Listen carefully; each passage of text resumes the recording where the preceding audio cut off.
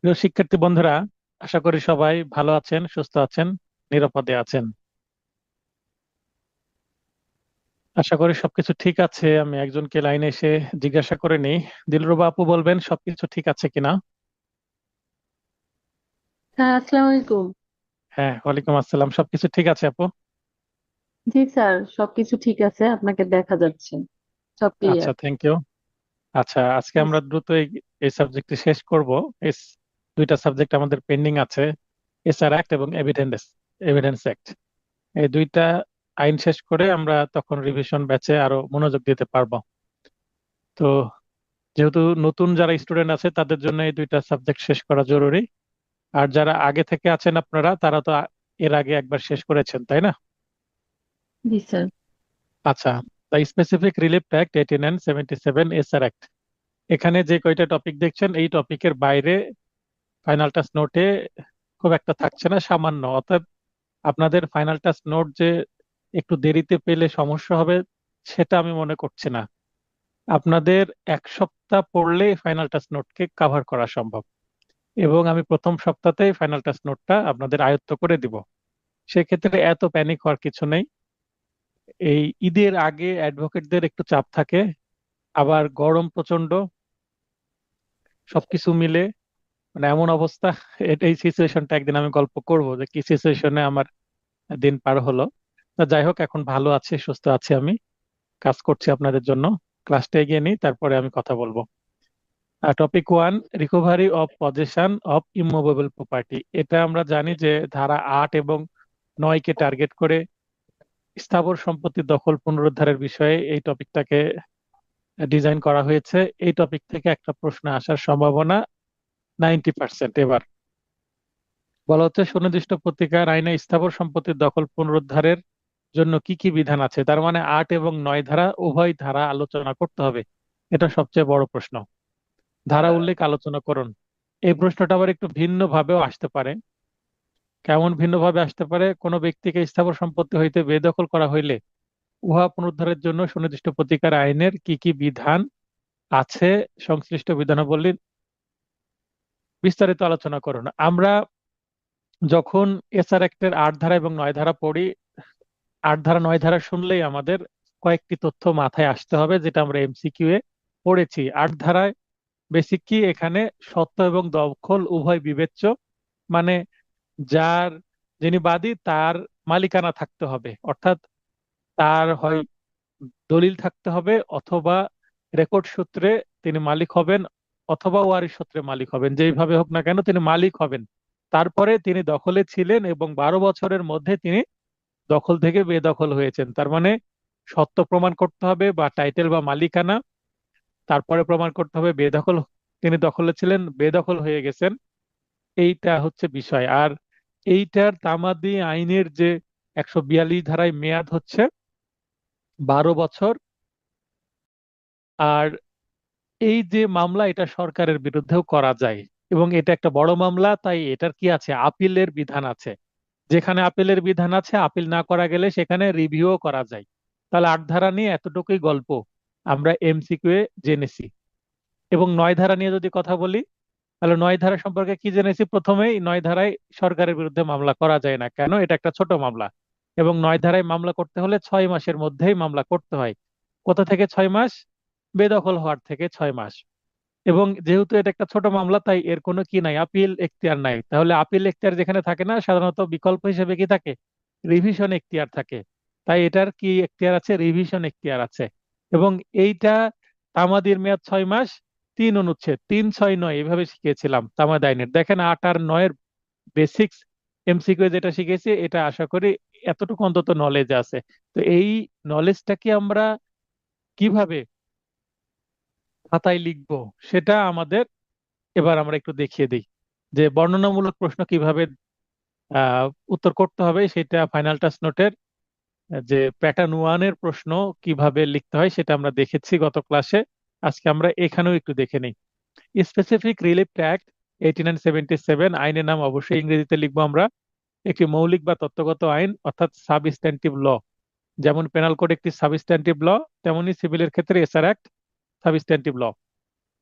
অত্র আইনের বিধান মতে বিজ্ঞ আদালত তার বিবেচনামূলক ক্ষমতা বলে। তাহলে ক্ষমতা কিন্তু বিবেচনা, আমি জোর করে চাইতে পারি না, অধিকার বলে চাইতে পারি না।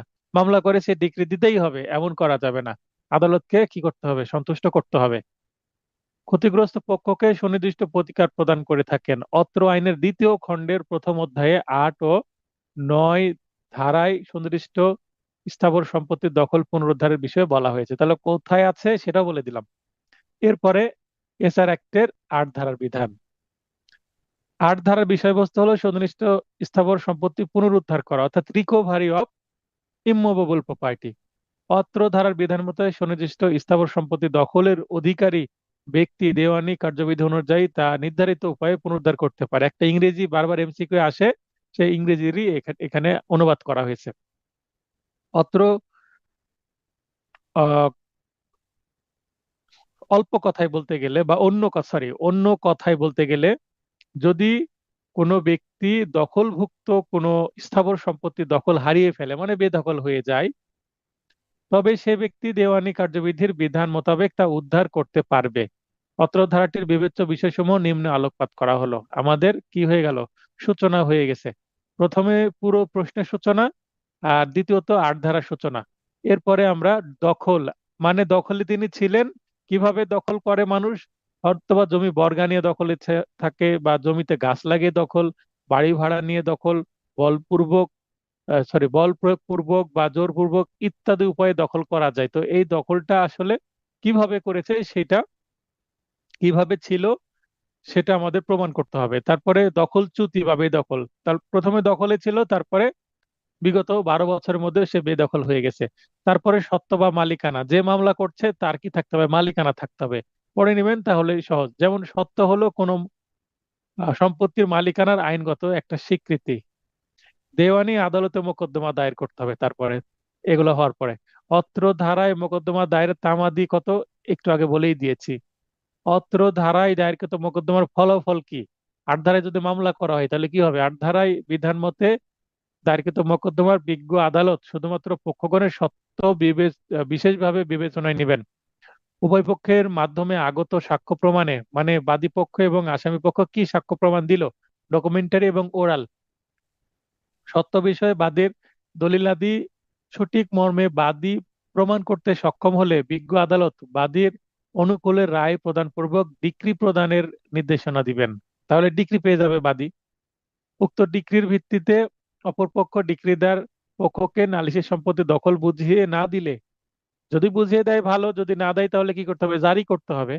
ডিক্রিদার পক্ষ, আমি ডিগ্রি পেলাম এসআর অ্যাক্টের 8 ধারায়, কিন্তু ডিগ্রি জারি করব আমি কিন্তু সিপিসি অনুসারে, সিপিসির 21-এ, অর্ডার 21 আদেশের বিধান মতে জারি কার্যক্রমের মাধ্যমে তা পুনরুদ্ধার করতে হবে। তার মানে প্রথমে এসআর অ্যাক্ট অনুসারে কি করতে হবে?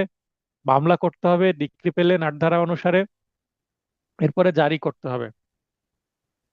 অত্র ধারা মতে প্রাপ্ত ডিগ্রির বিরুদ্ধে প্রতিকার অলরেডি বলে দিয়েছি, আপিল করা যায়, বড় মামলা তাই। তাহলে 8 ধারা নিয়ে গল্প শেষ। একইভাবে 9 ধারা নিয়ে গল্প শুরু এবার। 9 ধারা বিধান, বলবেন 9 ধারা নিয়ে প্রথমে কি আছে, 9 ধারাতে কি আছে সেটা লিখলাম। তারপরে মোকদ্দমা দায়ের করতে হবে কিভাবে, অত্র ধারা দায়েরকৃত মোকদ্দমা বিবেচ্য বিষয়সমূহ, নালিশি স্থাবর সম্পত্তি বাদীর দখলে ছিল কিনা সেটা দেখতে হবে, বাদীর সম্মতি ব্যতীত জোরপূর্বক বেদখল হয়েছে কিনা, শুধুমাত্র দখল বিবেচ্য, তাই সত্য অনুসন্ধান বা প্রমাণের প্রয়োজন নেই। 9 ধারায় এই সম্পত্তির মালিককে সেটা বিষয় না, কে দখলে ছিল তাকে দখল বুঝিয়ে দিতে হবে 6 মাসের মধ্যে, যদি দখলে থাকে এবং 6 মাসের মধ্যে মামলা করা হয়।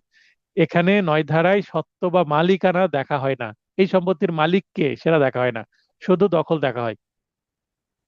9 ধারায় মামলা করে কেউ ডিক্রি পেলে, অপরপক্ষ যদি কাউন্টার মামলা করে 8 ধারায়, তাহলে 8 ধারায় মামলা প্রমাণ করলে 9 ধারার মামলা এমনি কি হয়ে যাবে?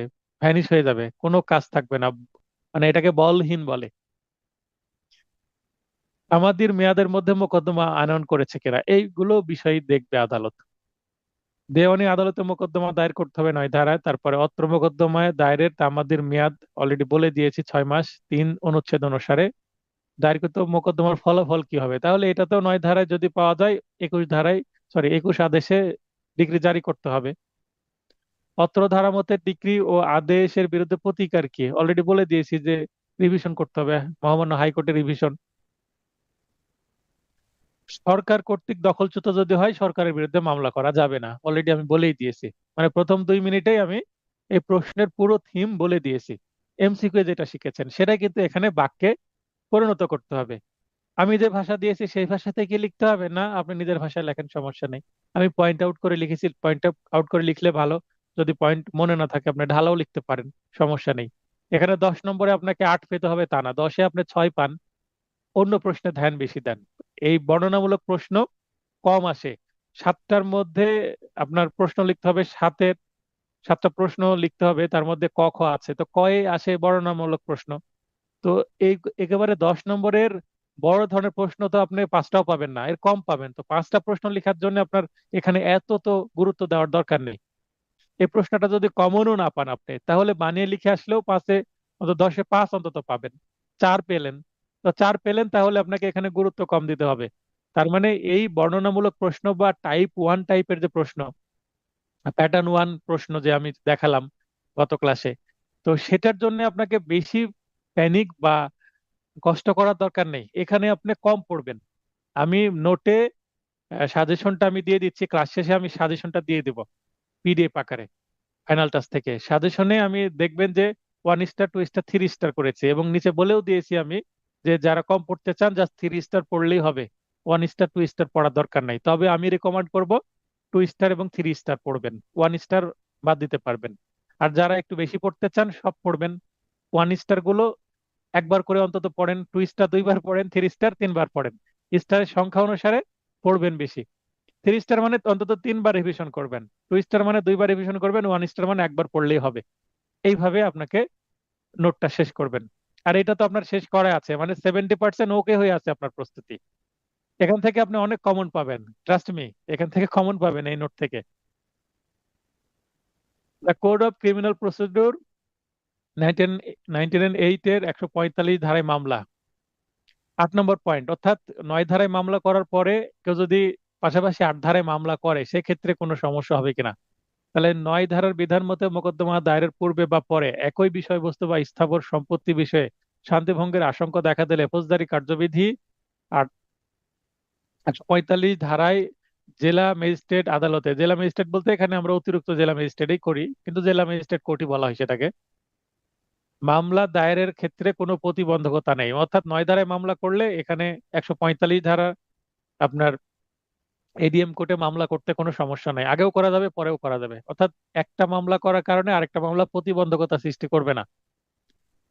এছাড়াও এছাড়া একটা 9 ধারার বিধান মতে দায়েরকৃত মোকদ্দমা বাদী পরাজিত হয়ে একই বিষয়বস্তু বা স্থাবর সম্পত্তি বিষয়ে পুনরায় 8 ধারার সত্য প্রমাণ সহ মামলা করতে পারবে। মানে 9 ধারায় হেরে গেছেন, আপনি 8 ধারায় মামলা করতে পারবেন, নো প্রবলেম। কারণ 9 ধারায় প্রমাণ করতে হয় 6 মাসের মধ্যে দখলে ছিল।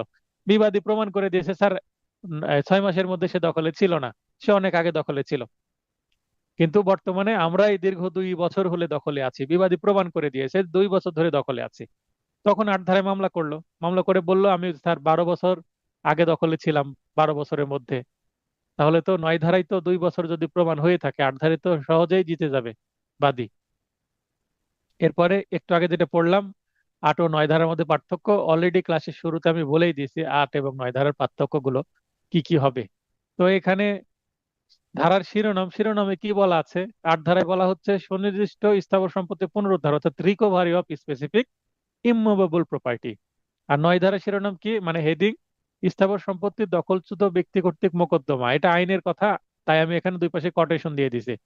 শুড বাই পার্সন ডিসপজেসড, ডিসপজেসড মানে দখলে ছিল বেদখল হয়ে যাওয়া, দখলচ্যুত বা বেদখল, অফ ইমুভেবল প্রপার্টি, দুইটাই কিন্তু ইমুভেবল মানে স্থাবর না।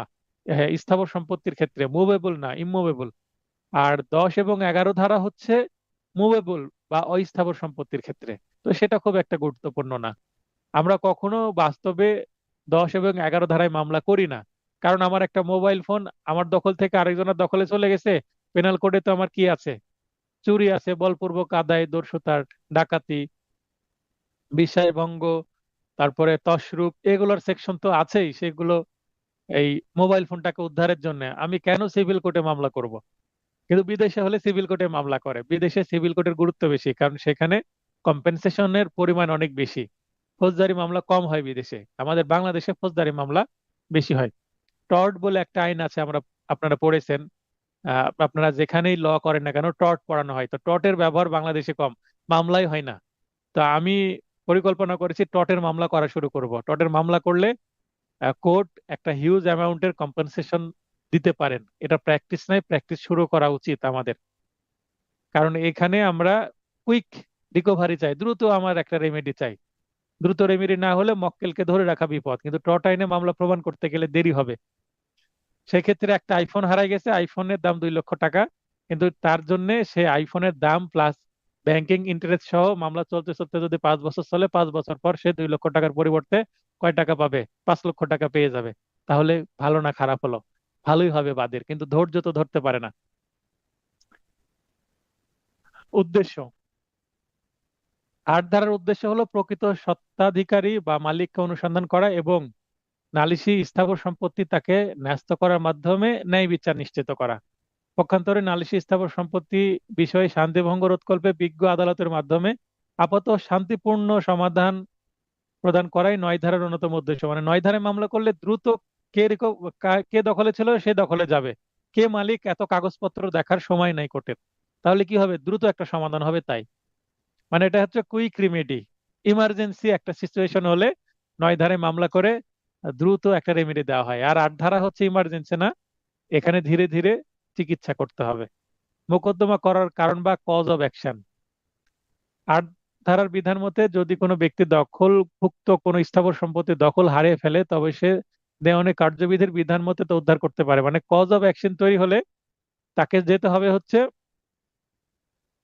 সিপিসি অনুসারে, মানে সিপিসির যে প্রসিডিউর আছে সেই প্রসিডিউরের মধ্যে দিয়ে যেতে হবে। অন্যদিকে 9 ধারার বিধান মতে আইনগত পন্থা বা বৈধ উপায় ব্যতীত কোনো স্থাবর সম্পত্তি হতে দখলচ্যুত ব্যক্তি সম্পত্তিতে তার কোনো সত্ত্ব থাক বা না থাক উক্ত সম্পত্তি দখল উদ্ধারের জন্য মোকদ্দমা দায়েরের মাধ্যমে তা উদ্ধার করতে পারবে। তার মানে এখানে 9 ধারায় এসআর অ্যাক্টের যে বিধান, এখানে গুরুত্ব বেশি দেওয়া হয়েছে। আর আপনাকে 8 ধারে গেলে এখানে সিপিসির বিধানগুলো বেশি ব্যবহৃত হবে। তামাদির মেয়াদ অলরেডি বলে দিয়েছে, 142-এ 12, আর এখানে 3-এ হচ্ছে 6 মাস। কোর্ট ফি কত? 8 ধারায় কোর্ট ফি দিতে হবে অ্যাড ভ্যালোরম, মানে মূল্য অনুসারে মূল্যের 2% কোর্ট ফি দিতে হবে। কিন্তু 9 ধারায় অ্যাড ভ্যালোরমের অর্ধেক দিতে হবে। তার মানে 9 ধারায় মামলা করলে কোর্ট ফি লাগে হাফ, অর্ধেক। প্রমাণের ক্ষেত্রে বিবেচ্য বিষয়, 8 ধারায় সত্য বিবেচনা করা হয়, আর 9 ধারায় শুধুমাত্র দখল বিবেচনা করা হয়। রায়ের প্রকৃতি, ডিক্রি বা আদেশ, এই 8 ধারার মোকদ্দমা প্রদত্ত ডিক্রি বা আদেশ পক্ষগণের সত্ত্ব বা মালিকানা চূড়ান্তভাবে নির্ধারণ করে, এবং 9 ধারায় ডিক্রি বা আদেশ সাময়িকভাবে শুধুমাত্র পক্ষগণের দখল নির্ধারণ করে। তাহলে 9 ধারা দখল নির্ধারণ করে, আর 8 ধারা সত্ত্বও নির্ধারণ করে দেয়। রায়ের বিরুদ্ধে প্রতিকার অলরেডি বলে দিয়েছি, আপিল, আর এখানে রিভিশন। রেস জুডিকাটা প্রয়োগ আছে কিনা এখানে? 8 ধারার মোকদ্দমা দায়েরের ক্ষেত্রে রেস জুডিকাটা নীতি প্রযোজ্য হবে, কিন্তু 9 ধারার মোকদ্দমার ক্ষেত্রে রেস জুডিকাটা নীতি প্রযোজ্যতা নেই, কেননা 9 ধারায় মামলা করার পরেও 8 ধারায় মামলা করা যায়। এই কারণে আর 8 ধারায় মামলা করলে পরে আর 8 ধারায় মামলা করা যায় না, বা 8 ধারায় মামলা করার পরে পরে আর 9 ধারায় মামলা করাও যায় না। Point to be noted. আবার এটা নেন, কেউ যদি প্রথমে 8 ধারায় মামলা করে এবং হেরে যায় পরে আর 9 ধারায় মামলা করতে পারবে না। কিন্তু প্রথমে 9 ধারায় মামলা করে হেরে গেলে পরে আবার 8 ধারায় মামলা করা যাবে, অপরপক্ষ করতে পারবে। তার মানে প্রথমে 9 হলে পরে 8 হওয়ার সমস্যা নাই।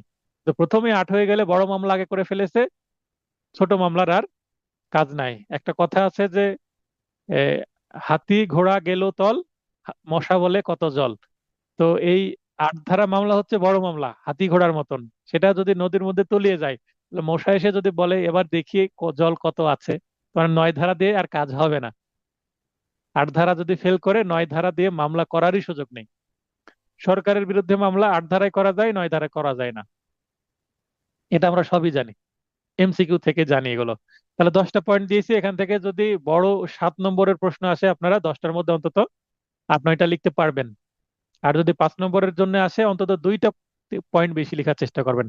5 নম্বরের জন্য আসলে গুরুত্বপূর্ণ 7টা পয়েন্ট লিখবেন বা 8টা পয়েন্ট লিখবেন, 2-3টা পয়েন্ট বেশি লিখবেন নম্বরের সংখ্যা থেকে পয়েন্টের সংখ্যা। এরপরে যে প্রশ্নটা আছে এইটা অলরেডি আমরা পড়ে ফেলেছি, 1 নম্বর প্রশ্নের মধ্যেই ছিল। সুবিধা কি? 9 ধারার ক্ষেত্রে 9 ধারার ক্ষেত্রে কোর্ট ফি অর্ধেক দিতে হয়, এটা একটা সুবিধা। আবার মোকদ্দমা প্রমাণ করা সহজ। বিজ্ঞ আদালত সত্য অনুসন্ধান করে না, মানে কে মালিক সেটা দেখে না, শুধু দখল দেখালেই হয়ে যায়। দ্রুত প্রতিকার পাওয়া যায়, 9 ধারা কিন্তু দ্রুত মামলা শেষ হয়। আর সম্ভাব্য ক্ষতি এড়ানো যায় দ্রুত, যেহেতু একটা ইমার্জেন্সি সিচুয়েশনে দ্রুত ডিক্রি দেওয়া যায়, মানে 9 ধারা ডিক্রি দ্রুত হয় তাই। মামলার খরচ কম, মানে অ্যাড ভ্যালোরাম কোর্ট ফির অর্ধেক। যদি দেখা যাক সম্পত্তির মূল্য আছে এত টাকা, আর সেটার অ্যাড ভ্যালোরাম কোর্ট ফি হচ্ছে মনে করেন 10,000 টাকা, তাহলে 10,000 টাকা 8 ধারাতে 10,000-ই দিতে হবে, 9 ধারায় হলে 5,000, অর্ধেক। তাহলে খরচ কম, তাহলে বাদী ইন্টারেস্ট হবে বেশি 9 ধারায় মামলা করতে।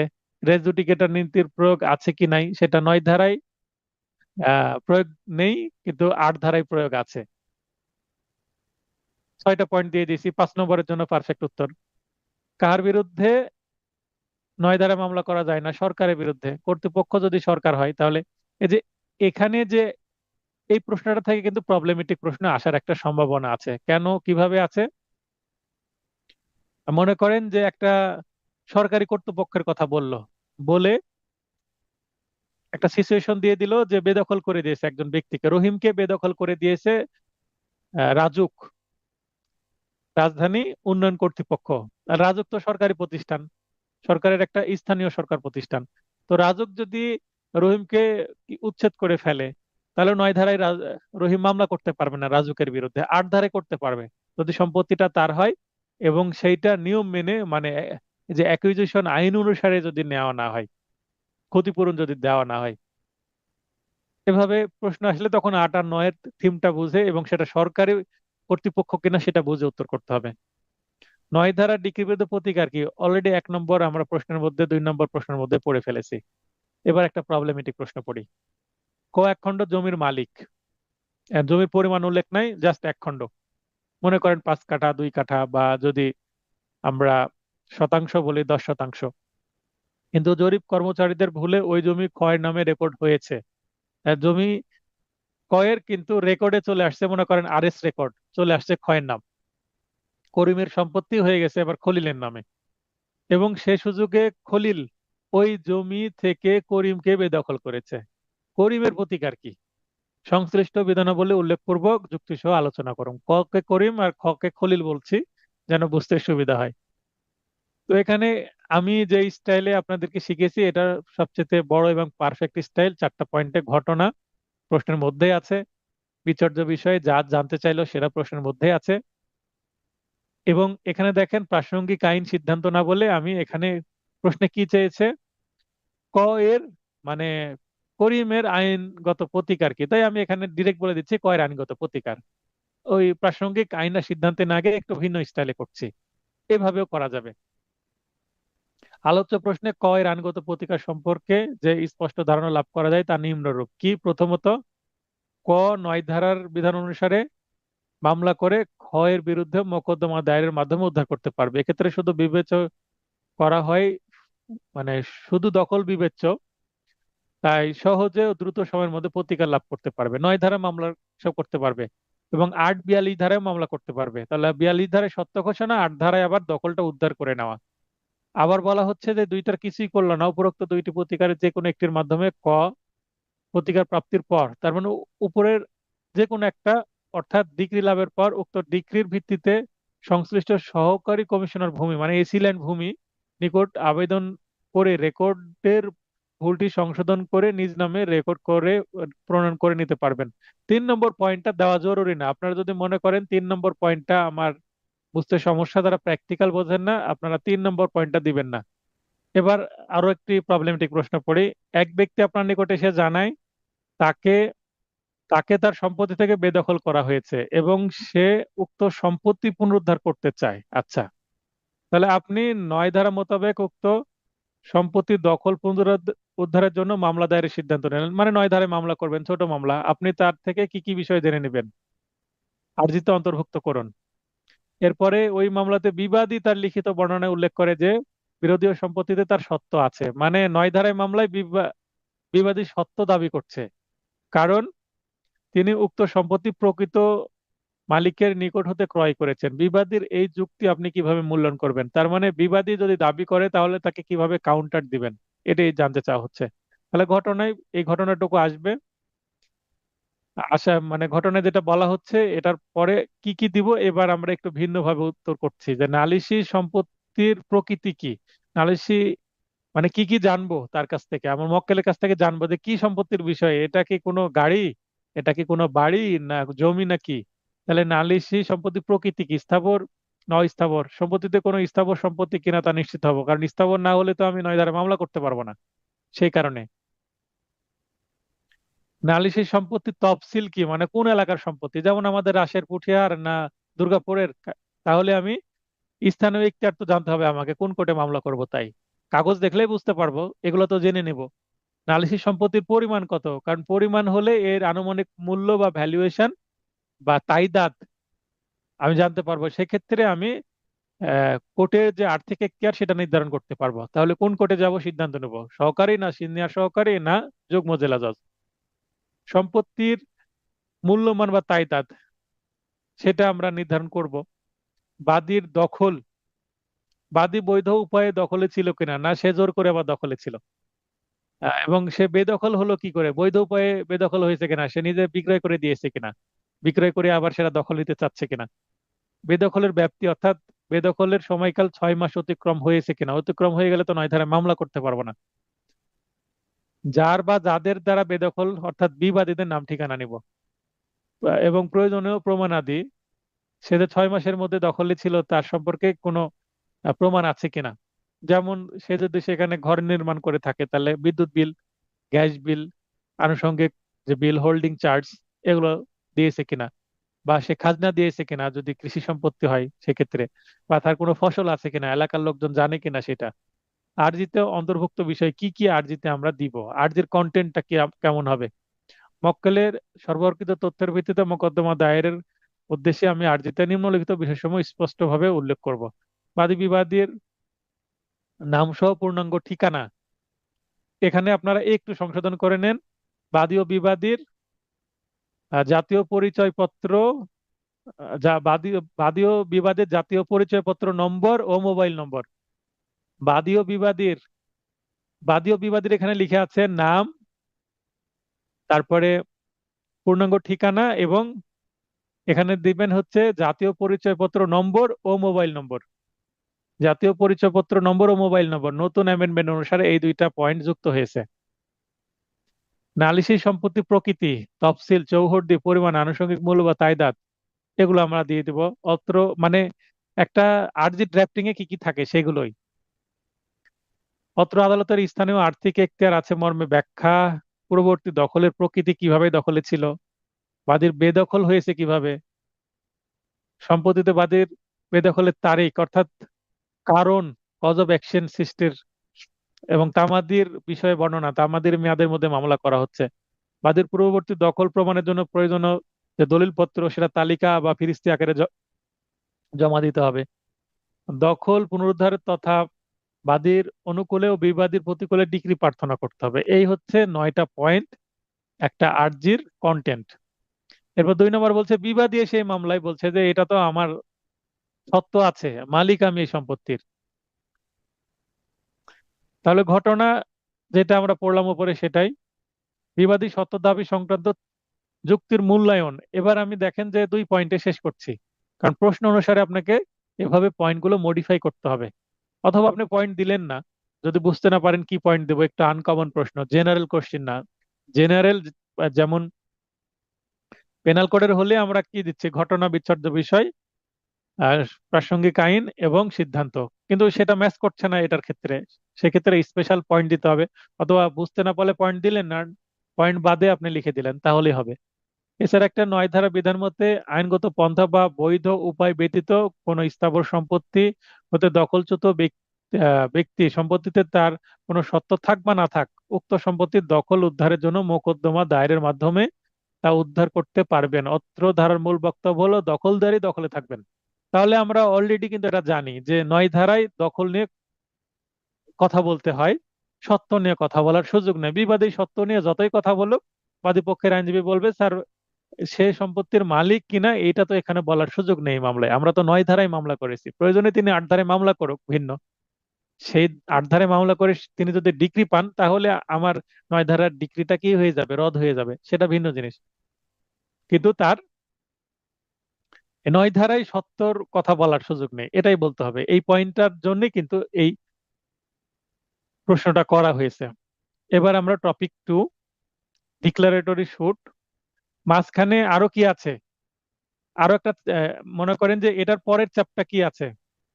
এর পরের চাপটা হচ্ছে দ্বিতীয় দ্বিতীয় অধ্যায়। দ্বিতীয় অধ্যায়ে কি আছে? চুক্তি প্রবল সংক্রান্ত বিধান 12 থেকে শুরু হয়ে 30 পর্যন্ত। চুক্তি নিয়ে গতবার 23-এ প্রশ্ন চলে আসছে, তাই চুক্তি নিয়ে এখানে প্রশ্ন করিনি। তবে ফাইনাল টেস্ট নোটে ছোট ছোট 2-3টা প্রশ্ন করেছি আমি চুক্তি নিয়ে। প্রবলেমেটিক প্রশ্ন থাকছে চুক্তি নিয়ে। গেল, তারপরে আরো কি আছে? দলিল সংশোধন, দলিল রদ, দলিল বাতিল, এগুলো নিয়ে ছোট ছোট 2-3টা প্রশ্ন রেখেছি। কিন্তু ব্রড প্রশ্ন রাখিনি, ওখানে গুরুত্বপূর্ণ আমার মনে হয়নি। ডিরেক্ট আমি চলে আসছি কোথায়? ঘোষণামূলক বা বিজ্ঞাপনী মোকদ্দমা। ঘোষণামূলক বা সত্য ঘোষণার মামলা বা বিজ্ঞাপনী মামলা বলা হয়। প্র্যাকটিক্যালি রাজশাহীতে এটাকে বিজ্ঞাপনী মামলা হিসাবে আমরা বলি। কারণ ঘোষণা করা মানে তো বিজ্ঞাপন দেওয়া, এরকম যে এটা আমার সম্পত্তি, এটা প্রচার করে দেওয়া, বিজ্ঞাপন করে দেওয়া। তাহলে আহ, ঘোষণামূলক ডিক্রি বলতে কি বোঝায়, এটা আমরা প্রথমে দেখে নেব। এই যে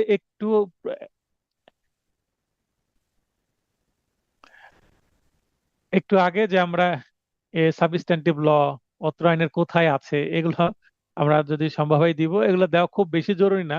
তবে দ্বিতীয় খণ্ডের চতুর্থ অধ্যায়ের 42 ধারায়, শুধু 42 ধারা মনে রাখতে পারলেই হলো। দ্বিতীয় খণ্ডের চতুর্থ অধ্যায় এটা বলতে পারাটা মানে হয়তো বা অনেকের কাছে কঠিন মনে হতে পারে। আপনি দিলেন না, কোনো সমস্যা নাই, একটু একটু অতিরিক্ত তথ্য দিয়েছি, দ্যাটস অল। আপনি জাস্ট অধ্যায় বললেন, ষষ্ঠ অধ্যায়, অধ্যায়গুলো যদি মনে থাকে, তবে ভুল অধ্যায় লিখবেন না। অধ্যায় লেখাটা কি জরুরি না, কম্পালসারি না, অপশনাল। তাহলে 42 ধারায় ঘোষণামূলক ডিগ্রি এবং 43 ধারায় এটার ফলাফল সম্পর্কে বলা হয়েছে। এবার সংজ্ঞায় যাই, যে এর সবচেয়ে পরিশীলিত ধারা হলো 42 ধারা। পরিশীলিত মানে ব্যবহৃত ধারা। আমার কাছে একটা বই আছে এটা নিয়ে, এসআর অ্যাক্টের। এই বইটা পড়ে আমার সবচেয়ে ভালো লাগে।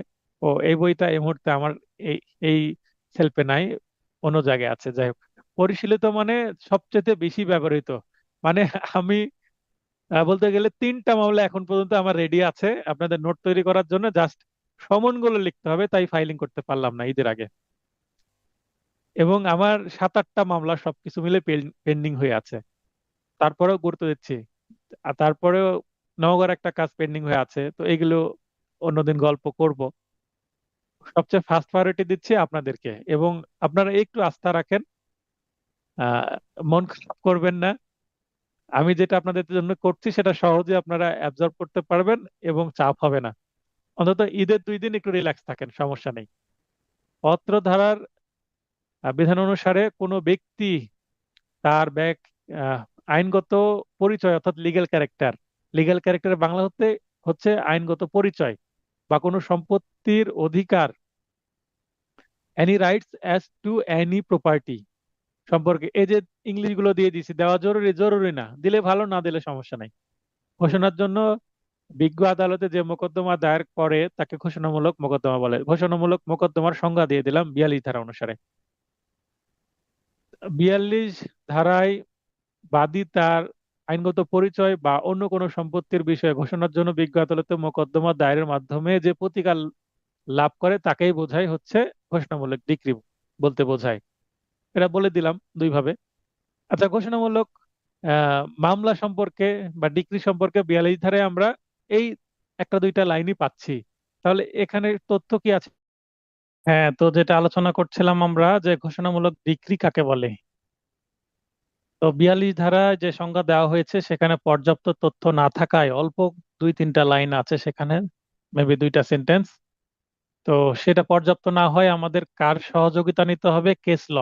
তো একটা কেস ল দিয়ে দিয়েছি, AIR, all India report, 1915 Madras 148 মামলায় মহামান্য হাইকোর্ট বিভাগ মাদ্রাজ মত প্রকাশ করেন যে,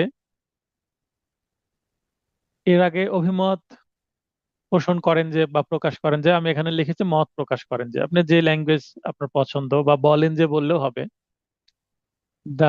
স্পেসিফিক রিলিফ অ্যাক্ট 1877 অর্থাৎ এসআর অ্যাক্ট এর 42 ধারাটির উদ্দেশ্য হলো বাদীর সত্যের সাক্ষ্য চিরস্থায়ী এবং শক্তিশালী করা, যাতে এর বিরুদ্ধে কোনো আক্রমণ একে দুর্বল করতে না পারে। খুব চমৎকার একটা কিন্তু কেস ল এখানে আছে। এটা শুনতেও যেমন সুন্দর দেখাচ্ছে, মনে রাখাও সহজ। সত্যের সাক্ষ্য চিরস্থায়ী এবং শক্তিশালী করাই হচ্ছে এটার উদ্দেশ্য। কেন করব? কারণ কোনো আক্রমণ যেন একে দুর্বল করতে না পারে। আমার একটা সম্পত্তি আছে, প্রতিবেশীরা সেটা মানে কুনজর দিয়েছে, সেটা নিয়ে নেওয়ার চেষ্টা করছে, আমি কি করব? সত্য ঘোষণা মামলা করে দিব। যদি আমার দখলে থাকে জাস্ট 42 ধারায় মামলা করলেই হবে। যদি আমার দখলও চলে যায় কিছুদিনের মধ্যে, তাহলে 42 ধারার সাথে 8 ধারা যুক্ত করতে হবে। 42 ধারা মানে 42 ফর ডিক্লারেশন, মানে এটা আমার চিরদিনের জন্য ঘোষণা হয়ে যাবে। আর 2 নম্বর হচ্ছে, যেহেতু দখল চলে গেছে তাই 8 ধারায় আমাকে দখলটাও ফিরিয়ে দিতে হবে। যদি দখল নিজের থাকে 8 ধারা দরকার নাই, দখল নিজের না থাকলে অবশ্যই 8 ধারা যুক্ত করতে হবে 42-এর সাথে বাস্তবে। এরপর আমরা একটা টার্মিনাল স্টেটমেন্ট বা উপসংহার দিব। উপরোক্ত আলোচনা হতে বলা যায় এসআর অ্যাক্টের সুনির্দিষ্ট অধিকার ও প্রতিকার নিশ্চিতকরণে অনুসৃত উপায়সমূহের মধ্যে পক্ষবিন্দের অধিকার ঘোষণার মাধ্যমে যে সুনির্দিষ্ট প্রতিকারের বিধান বিদ্যমান তাকেই ঘোষণামূলক ডিক্রি বা বিজ্ঞাপনী ডিক্রি বলে। তাহলে আমি শেষেও কিন্তু আরেকটা বিকল্প সংজ্ঞা দিয়ে দিচ্ছি অন্যভাবে। এভাবেই শেষ হয়ে গেল জাস্ট সংজ্ঞা। তো এটা যদি সংজ্ঞা বলে আসে বা টিকা বলে আসে বা কাকে বলে আসে, কি বুঝেন বলে আসে, বা আলোচনা করুন, সংক্ষেপে আলোচনা করুন, যেইভাবে আসুক না কেন পারফেক্ট উত্তর আছে 5 নম্বরের জন্য। এটা 3 নম্বরের জন্য এই উত্তর লিখতে পারেন। 3 নম্বরের জন্য বা 2 নম্বরের জন্য আসলে কেস ল না দিলে হবে, কিন্তু 5 নম্বরের জন্য আসলে কেস ল অবশ্যই দিতে হবে, মাস্ট। 42 ধারায় লিগ্যাল ক্যারেক্টার কি সেটা আমরা একটু আগে দেখলাম। তো লিগ্যাল ক্যারেক্টারের জন্য 42 ধারায় যে কথা বলা হয়েছে যে লিগ্যাল ক্যারেক্টারের আক্ষরিক অর্থ হলো আইনগত পরিচয় বা আইনগত মর্যাদা বা আইনগত পদ। লিগ্যাল ক্যারেক্টার বলতে বোঝায় আইন দ্বারা স্বীকৃত কোনো অধিকার বা চুক্তির মাধ্যম, যা চুক্তির মাধ্যমে সৃষ্টি হয় না। তো চুক্তির মাধ্যমে সৃষ্টি হলে সেটা লিগ্যাল ক্যারেক্টার হয় না, সেটা আইন দ্বারা সৃষ্টি হলে লিগ্যাল ক্যারেক্টার হবে। আর চুক্তির মাধ্যমে সৃষ্টি হলে সেটা কন্ট্রাকচুয়াল ক্যারেক্টার হবে।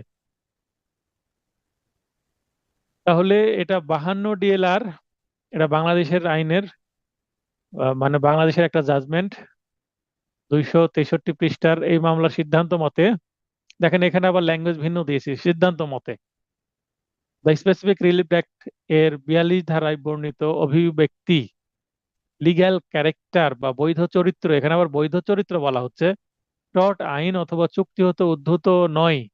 তাহলে টর্ট আইন বা চুক্তি হতে না, টর্ট আইন কিন্তু মানে একটু দুর্বল আইন বাংলাদেশের পার্সপেক্টিভে ধরা হয়, তাই এখানে টর্টটাকে এখানে বলছে লিগ্যাল ক্যারেক্টারের মধ্যে ধরছে না।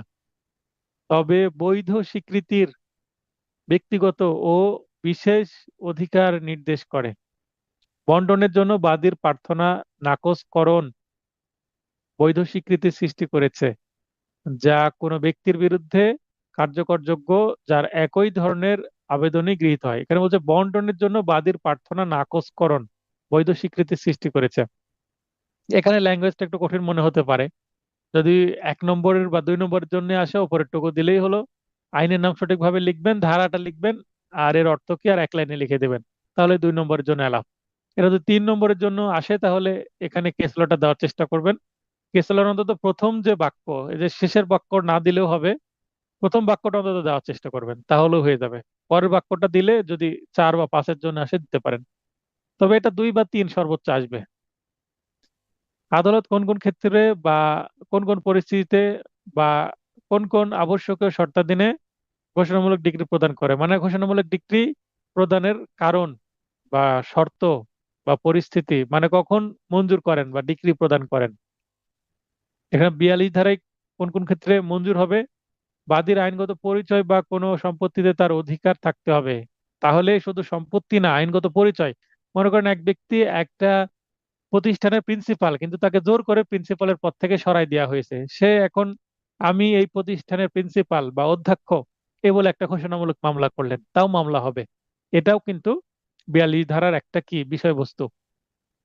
বাদীর উক্ত আইনসঙ্গত পরিচয় বা সম্পত্তিতে তার উক্ত অধিকার বিবাদী অস্বীকার করে। এখন ওই যে প্রিন্সিপালের উদাহরণ দিলাম, বাকি যে তার প্রিন্সিপালের পদটা ছিনাই নিয়ে নিজেকে প্রিন্সিপাল ঘোষণা করাই দিয়েছে যে আমি এখন প্রিন্সিপাল, যেটা আপনার জুলাইয়ের পরে আগস্ট মাসে এরকম কিছু দেখেছি বিভিন্ন প্রতিষ্ঠান থেকে অনেক শিক্ষাগুরুকে, যিনি প্রধান ছিলেন, তাকে সেখান থেকে টেনে হিঁচড়ে তার পদ থেকে সরিয়ে দেওয়া হয়েছে, তিনি যদি আদালতে মামলা করতে পারেন। তো এরকম যে কেউ যদি অস্বীকার করে যে আপনি সঠিকভাবে এই পদে আসেননি, আপনি যে প্রিন্সিপাল বা আপনি প্রধান শিক্ষক আমরা মানি না, আমরা নতুন প্রধান শিক্ষক দিব, তাহলে তিনি আদালতের দ্বারস্থ হতে পারেন। বা করতে উদ্যত বা আগ্রহ প্রকাশ করে বা এরকম করছে যে মানছে না, তখন তিনি আইনের আশ্রয় নিয়ে নিজেকে প্রিন্সিপাল ঘোষণার জন্য মামলা করতে পারে।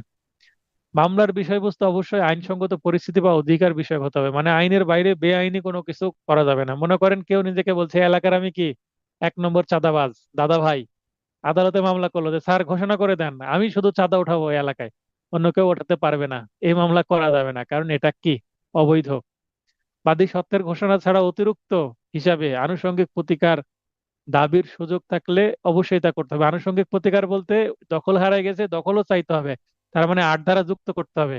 তাহলে এখানে ব্র্যাকেটে লিখে নেন, আনুষঙ্গিক প্রতিকার বলতে দখল উদ্ধারকে বোঝায়। দখল উদ্ধার, এটাকে আনুষঙ্গিক প্রতিকার বলে। বাদীকে তার প্রকৃত বা পর্যাপ্ত ক্ষতি কিংবা আশু ক্ষতির সম্ভাবনার বিষয়টি প্রমাণ করতে হবে। এই মামলা না করলে আমার স্যার এই যে পদ বা আমার সম্পত্তি কি হয়ে যেতে পারে, হাতছাড়া হয়ে যেতে পারে।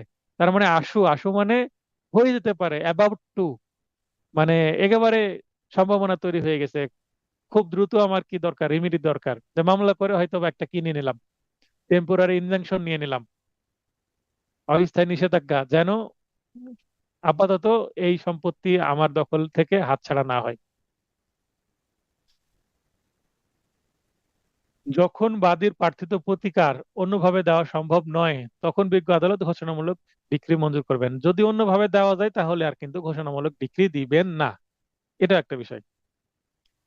তাদের উপর বাধ্যকর বা বাধ্যতামূলক 43 ধারে আছে, মানে এটার ফলাফল কি, ফলাফল মানে কাদের উপর বাধ্যকর। একটা ডিগ্রি পেলাম, এই ডিগ্রি দিয়ে কাজটা কি করব।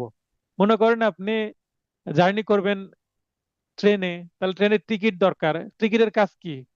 টিকিট হচ্ছে আপনাকে একটা ভ্রমণ সুবিধা দিবে এক জায়গা থেকে আরেক জায়গায় মুভ করার জন্য। তাহলে ডিগ্রি নিয়ে ডিগ্রির কাজটা কি, ডিগ্রির ফলটা কি, কার্যকারিতা কি?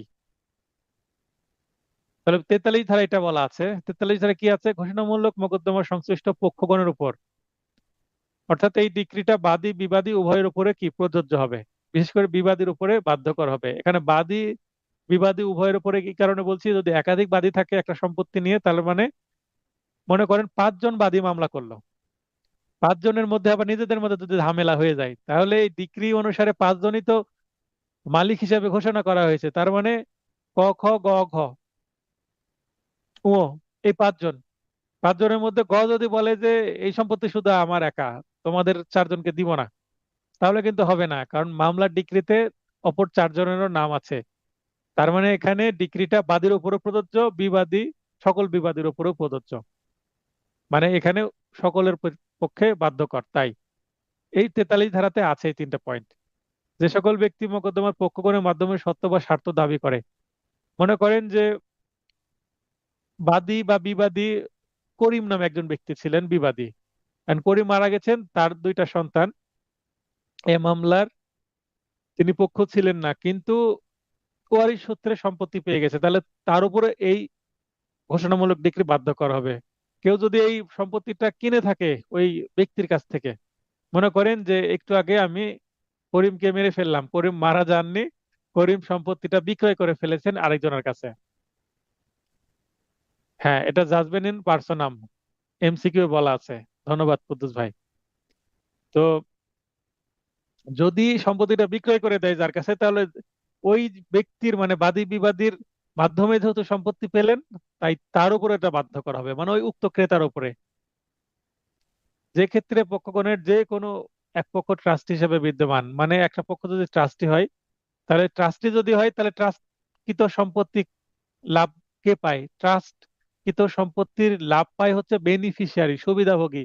তাহলে ওই সুবিধাভোগীদের উপরেও এটা প্রযোজ্য হবে। মনে করেন একটা হাসপাতাল, মামলা হয়েছে, একটা ডিক্রি হয়েছে, তাহলে হাসপাতালে যারা চিকিৎসা নিতে আসে তাদের উপরেও প্রযোজ্য হবে, সেটা বলা হচ্ছে।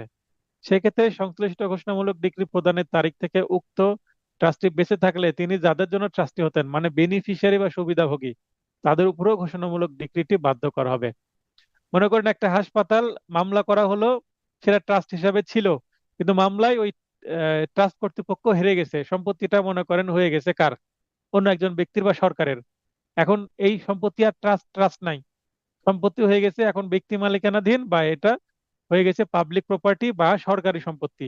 সেক্ষেত্রে যারা চিকিৎসা নিতে আসতো, ট্রাস্ট কর্তৃপক্ষ যে সুযোগ সুবিধা দিত, সেই সুযোগ সুবিধা তো আর ওই বেনিফিশিয়ারি বা যারা চিকিৎসা নিত আগে থেকে তারা কিন্তু আর পাবে না। কারণ এখানে মালিক পরিবর্তন হয়ে গেছে, নতুন সিদ্ধান্ত আসলে সেটাই হবে। সেটা হাসপাতাল ভেঙে অন্য কিছু করতে পারে, সেটা তাদের বিষয়। এই কারণেই তাদের উপরে বাধ্য করা। এখন বেনিফিশিয়ারি বা যারা চিকিৎসা নিত তারা এসে জোর করতে পারবে না যে আমরা তো এখানে চিকিৎসা নিতাম, আমাদের দিতেই হবে। কারণ ওই ডিক্রি এসে তাদের উপরেও বাধ্য করবে সেটা মেনে নিতে। আশা করি ক্লিয়ার হয়েছেন। ঘোষণামূলক ডিক্রি কি জারি মামলার মাধ্যমে বাস্তবায়নযোগ্য? এটা অনেকটা প্রবলেমেটিক প্রশ্নের মধ্যে মতো। ঘোষণামূলক ডিক্রি যদি আনুষঙ্গিক প্রতিকার চাওয়া হয়, অর্থাৎ যদি প্রয়োজন হয়, নিজের দখলে থাকলে আনুষঙ্গিক প্রতিকার দরকার হয় না, জারিরও দরকার হয় না। কারণ আমার সম্পত্তি আমার কাছে আছে, জাস্ট আমার ঘোষণা দরকার ছিল কি কারণে, এটা আরো স্ট্রং করার জন্য, যেন এটা দুর্বল করতে না পারে, কেউ যেন আক্রমণ করতে না পারে। চিরস্থায়ী ভাবে এটা আদালতের একটা রায় থাকবে আমার পক্ষে, তাহলে কেউ কিছু করতে আসলে আমি রায় দেখাই দিব। এটাই হচ্ছে উদ্দেশ্য। আমার দখলে নাই, তাহলে আমাকে আট ধারা যুক্ত করতে হবে। কি করার জন্য? সম্পত্তি রিকভার করার জন্য, দখল উদ্ধার করার জন্য। যখন আট ধারা যুক্ত থাকবে তখন জারি করতেই হবে বা জারি করার প্রয়োজনীয়তা আছে। মানে আট ধারা থাকলে জারিযোগ্য, আর আট ধারা না থাকলে জারিযোগ্য নয়। হ্যাঁ, 42-এর সাথে ডেফিনেটলি আট ধারা। তাহলে ঘোষণামূলক ডিক্রি জারি মামলার মাধ্যমে বাস্তবায়ন কিনা, তা ঘোষণামূলক ডিক্রি সাধারণত দুই ভাবে প্রদান করা হয়। এই বিষয়টা আমাদের জানতে হবে, তাহলে বুঝতে পারবো। যথা আনুষঙ্গিক প্রতিকার ব্যতীত এবং প্রতিকার সহ। যখন আনুষঙ্গিক প্রতিকার ব্যতীত ঘোষণামূলক ডিক্রি প্রদান করা হয়, তখন জারি কার্যক্রমের মাধ্যমে ডিক্রিটি বাস্তবায়ন করার প্রয়োজনই হয় না। কেননা আমার সম্পত্তি আমার কাছে আছে, কি করতে জারি করব? দখল তো আর উদ্ধারের দরকার নেই, আমার কাছেই তো আছে।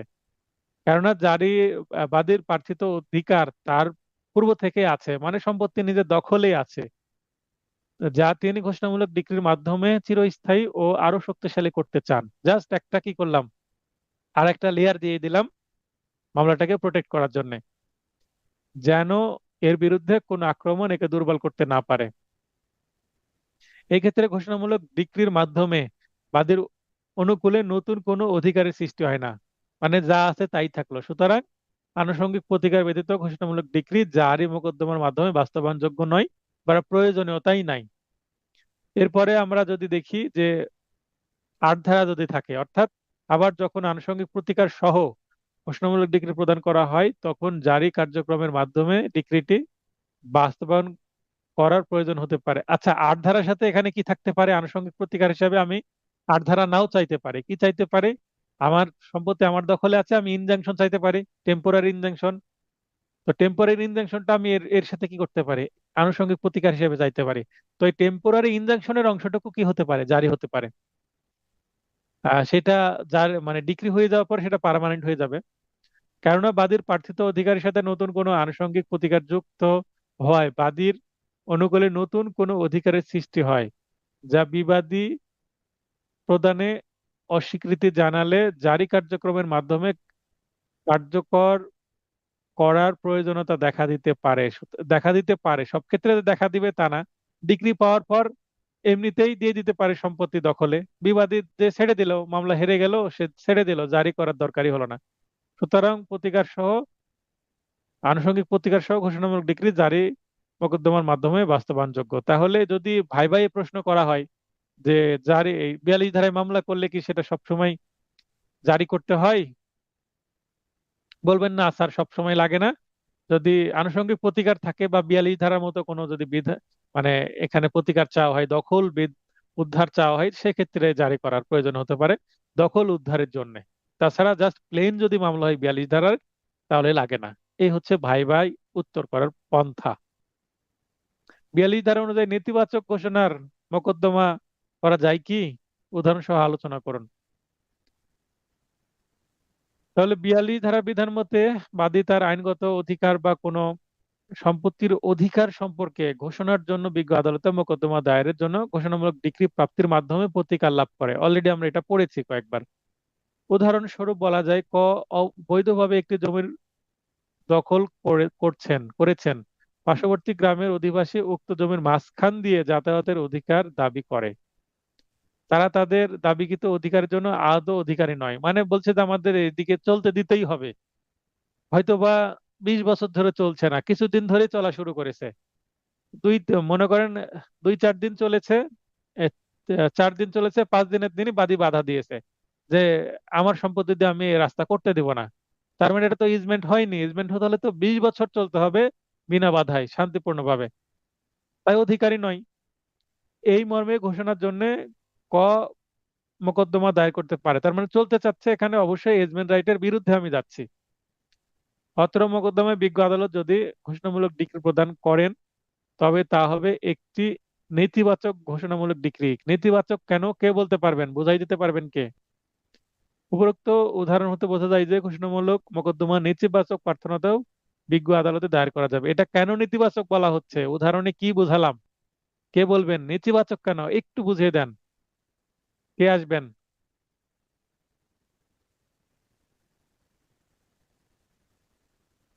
হ্যাঁ, মিলন ভাই বলেন।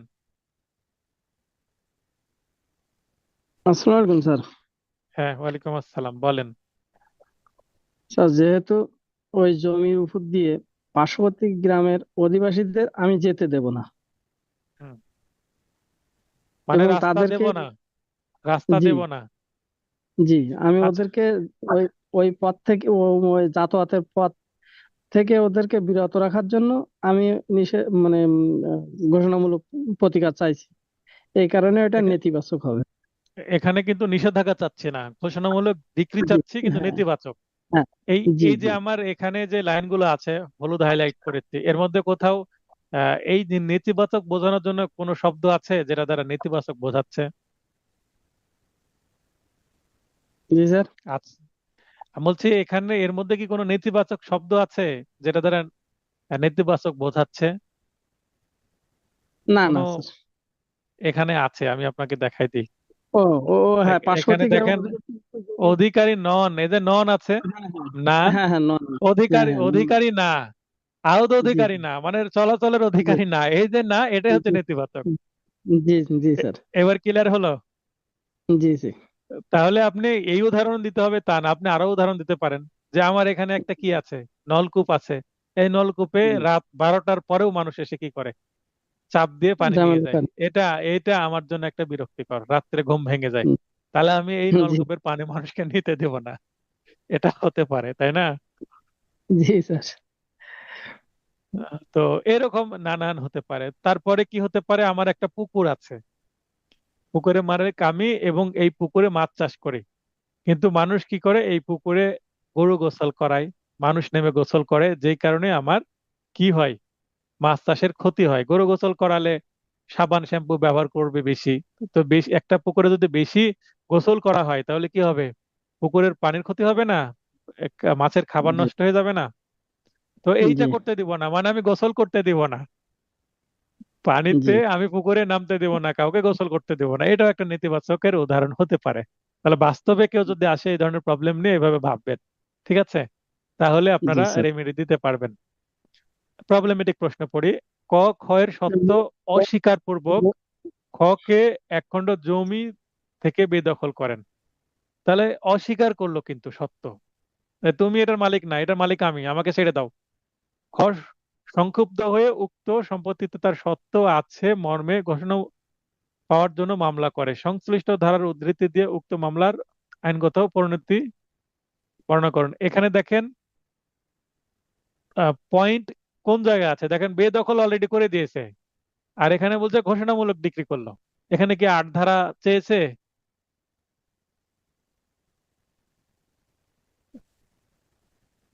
মিলন ভাই আছেন না? হ্যাঁ, আব্দুল মাজিদ ভাই আসেন।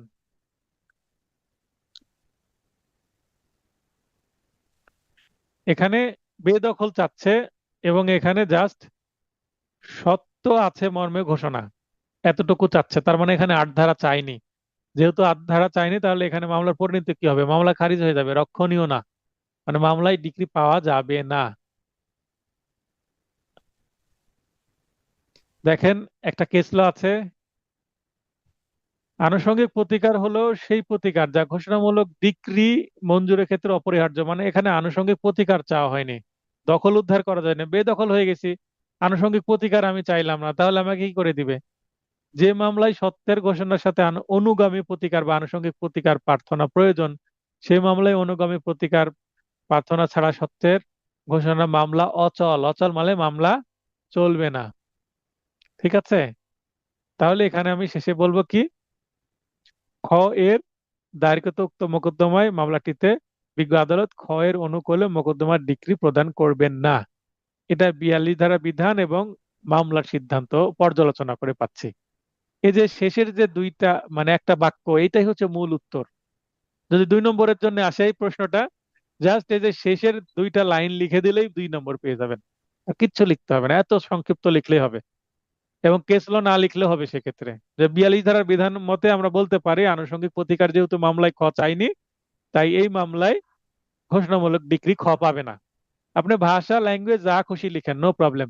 42 ধারা এছাড়া একটা 42 ধারা মতে খ যেহেতু আনুষঙ্গিক প্রতিকার প্রার্থনা করেনি, কিন্তু মামলার ঘটনা মতে আমরা দেখি যে খ সম্পত্তি থেকে ইতিমধ্যে বেদখল হয়ে আছে। যেহেতু সে বেদখল হয়ে আছে, আনুষঙ্গিক প্রতিকার না পেলে সে দখল ফিরে পাবে না, তাই মামলায় শুধুমাত্র ঘোষণামূলক ডিক্রি পাবে না। ল্যাঙ্গুয়েজ ভাই এখানে 3-4 রকম হতে পারে, আপনার নিজের ভাষাতেও লিখতে পারবেন, নো প্রবলেম। যদি 2, 3, 4 নম্বরের জন্য আসে, আমি এতটুকুই লিখবেন, কেস ল লিখারও দরকার নেই। 5 নম্বর হলে কেস ল দেওয়ার চেষ্টা করবেন, কারণ 42 ধারায় এই যে আনুষঙ্গিক প্রতিকার শব্দটা কিন্তু 42 ধারায় খুব একটা ব্যবহার করা হয়নি এবং সেইভাবে আসেনি।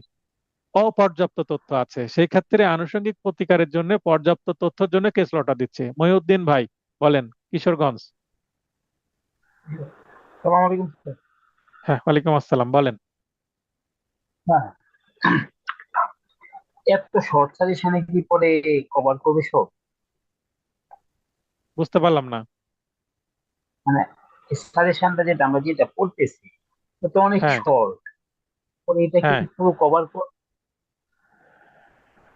হ্যাঁ, আপনি ক্লাস শেষে আমাকে ফোন দেন জি স্যার। হোয়াটসঅ্যাপে। ঠিক আছে? যেহেতু জি স্যার। ক্লাসের বাইরে আপনি কথা বলছেন, আপনি যে জি প্রশ্নটা স্যার। করেছেন এই প্রশ্নটা প্রতিটা ভিডিওতেই মেবি 2-3 বার করে রিপিট করা হয়। জি 23 সালে এই এই নোটের, মানে এই নোটে, এটা তো নোটটা বড় ভাই হয়ে গেছে, মানে এই নোটের যখন শিশু ছিল, এই নোটটা যখন জি শিশু অবস্থায় ছিল 22 সালে, 22 সালেও জি 50-এর কাছাকাছি কমন ছিল, মেবি 52 কি 53 ছিল। 23 সালে জি সে স্যার। 55 কমন ছিল হুবহু। এবং আরো কিছু চিন্তা করলে 70-র কাছাকাছি কমন ছিল এই নোটটা, তখন ছিল সে কিশোর। শিশুকালে মেবি 52 কমন ছিল 22 সালে, 23 সালে কিশোর বয়সে এই নোটটা কম দিতে পেরেছে 55 হুবহু। এবং আরো কিছু চিন্তা করতে গেলে আরো বেশি। আর ড্রাফটিং যতটুকু ছিল, কনসেপ্ট ক্লিয়ার থাকলে ড্রাফটিং পার করে, যেহেতু ড্রাফটিং নির্ভর প্রশ্ন ছিল 23 সালে, ড্রাফটিং কে চিন্তা করতে গেলে এখানে 70+ কমন ছিল এই নোট থেকে। আর এবার এই নোটটা আরেকটু ম্যাচিউর হয়েছে, এখান থেকে আমি আশা করি আরো কমন যাবে। কিন্তু এই যে এখানে মনে করেন যে এই প্রশ্নটা, ক খ এর জি সত্য স্যার। অস্বীকার পূর্বক খ, এই যে ল্যাঙ্গুয়েজ, এই ল্যাঙ্গুয়েজ যদি কেউ হুম। বলে যে আমি কমন দিয়ে দিব, তাহলে সে হয়তোবা আপনার সাথে কি করছে, প্রতারণা করছে। ল্যাঙ্গুয়েজ যদি কমন আসে বোনাস, ল্যাঙ্গুয়েজ কমন আসলে বোনাস, কমন আসাটা অস্বাভাবিক। কারণ এই ল্যাঙ্গুয়েজ যদি পরিবর্তন না করে, তার মানে যারা প্রশ্ন তৈরি করছে তারা আসলে কি অনেক অলস ভাবে হুম। প্রশ্নটা তৈরি করবেন। কারণ অন্তত ল্যাঙ্গুয়েজ পরিবর্তন করা দরকার, কারণ হাজারো মানুষ হাজারো গল্প নিয়ে আসবে আপনার কাছে। কিসের গল্প? সমস্যা নিয়ে আসবে। আপনি আইনজীবী, আপনাকে কি করতে হবে? সেটার সমাধান দিতে হবে। কি উপায়ে দেব সেটা আপনাকে চিন্তা করতে হবে, কোন মামলায় দিব, মামলা করব কি করব না, এটসেট্রা এটসেট্রা। তো এইটা অবস্থা বুঝে ব্যবস্থা করতে হবে। তো এখানে আমরা যৌতুকের মামলা করি, অনেক করি, প্রতি মাসে 2-3টা তো হয় আমার কাছে। তো সবার গল্প তো এক হয় না, কিন্তু আমরা একটা কমন গল্প নিয়ে আসি এবং তার সাথে কিছুটা পরিবর্তন করি। মানে একটা ফরম্যাটে আমরা মামলা করে ফেলি, কিন্তু কমন একটা গল্প করি যে যৌতুক চেয়েছে, এরা দিতে পারেনি, যৌতুক ছাড়া সংসারে নিয়ে যেতে অস্বীকার করেছে, এই তো। এবং অস্বীকার করার সময় উল্লেখিত সাক্ষীরা ছিল, নিরপেক্ষ সাক্ষীও ছিল। এই গল্প না হলে তো যৌতুকের মামলা হবে না। তো এই কারণেই থিম মিলতে হবে, ল্যাঙ্গুয়েজ মিলবে না প্রবলেমেটিক প্রশ্নের। ঠিক আছে, তো এখান থেকে আমি আশা করছি ভালো কমন পাবেন। অতএব জি স্যার।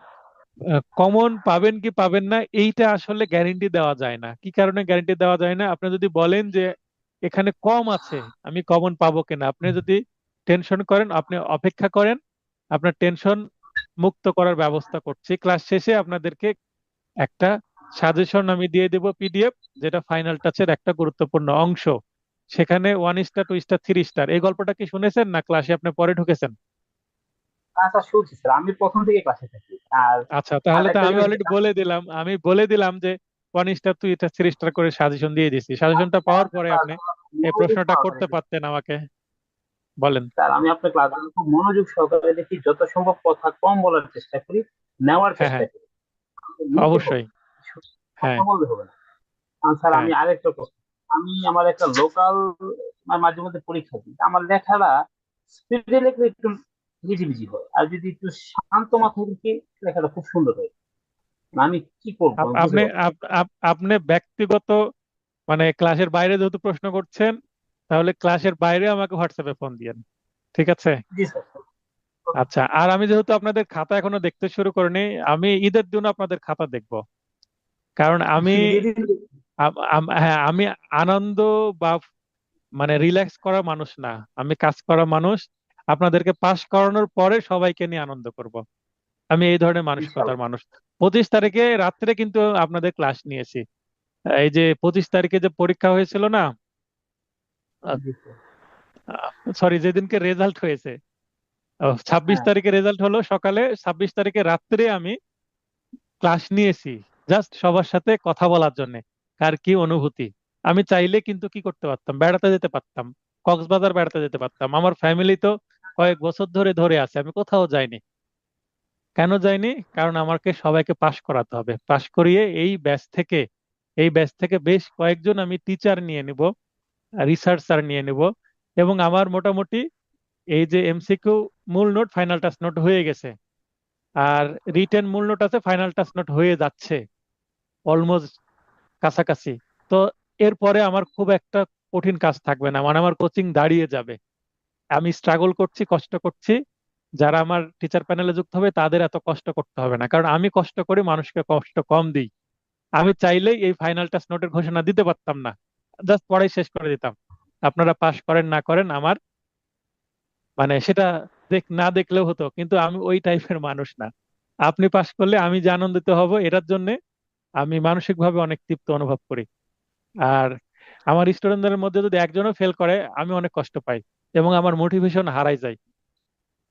আমার মানে কোচিং চালু রাখবো কিনা এটা নিয়ে ভাবতে শুরু করি, যেন সবাইকে পাশ করাতে পারি। এই ধরনের একটা মানসিকতা নিয়ে আমি কাজ করি। তাই মানে আচ্ছা। যতক্ষণ না নোট আমার দৃষ্টিতে পারফেক্ট হচ্ছে, ততক্ষণ পর্যন্ত আমি ছাড়তে পারছি না। ব্যাপারটা এরকম হয়ে গেছে। মানে পারফেকশন বলে একটা জিনিস মানে মাথার মধ্যে কাজ করে আমার, পারফেক্ট না হলে সেটা আমি নিজে সন্তুষ্ট হই না।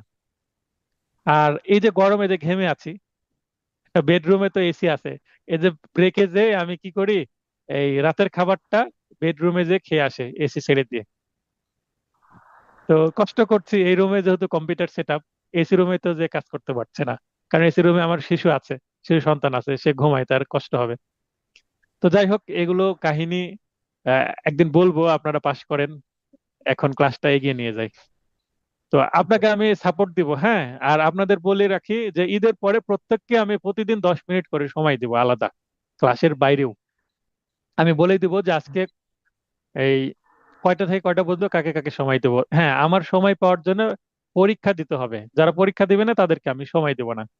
আর যারা পরীক্ষা দিবে ওই পরীক্ষার বিষয়ে কথা হবে। যেমন আপনার প্রতি লাইন, যেমন এই যে ক্লাস হচ্ছে, তো আমি 5 জনকে নিয়ে ক্লাস করব, 5 জনকে আলাদা আলাদা আহ, ইয়া দিয়ে দিব, লিঙ্ক দিয়ে দেবো, এবং তাদের 5 জনের খাতা এইভাবে ওপেন করে বলবো, এই দেখেন আপনার এখানে এখানে ভুল, এভাবে দেখিয়ে দেব। বা ওয়ান বাই ওয়ান দেখিয়ে দিব। এটা আমি ঈদের পর থেকেই শুরু হবে এটা, কারণ ঈদের পরে তো আবার কাজ থাকবে না, নোট তৈরি তো আর প্রেশার থাকবে না। আর নোটের পাশাপাশি আমার প্রশ্নও তৈরি হয়ে যাচ্ছে। তো ঠিক আছে, আপনি লাইনে থাকেন, যেহেতু নয়েজ হচ্ছে না, ক্লাসটা এগিয়ে নিই।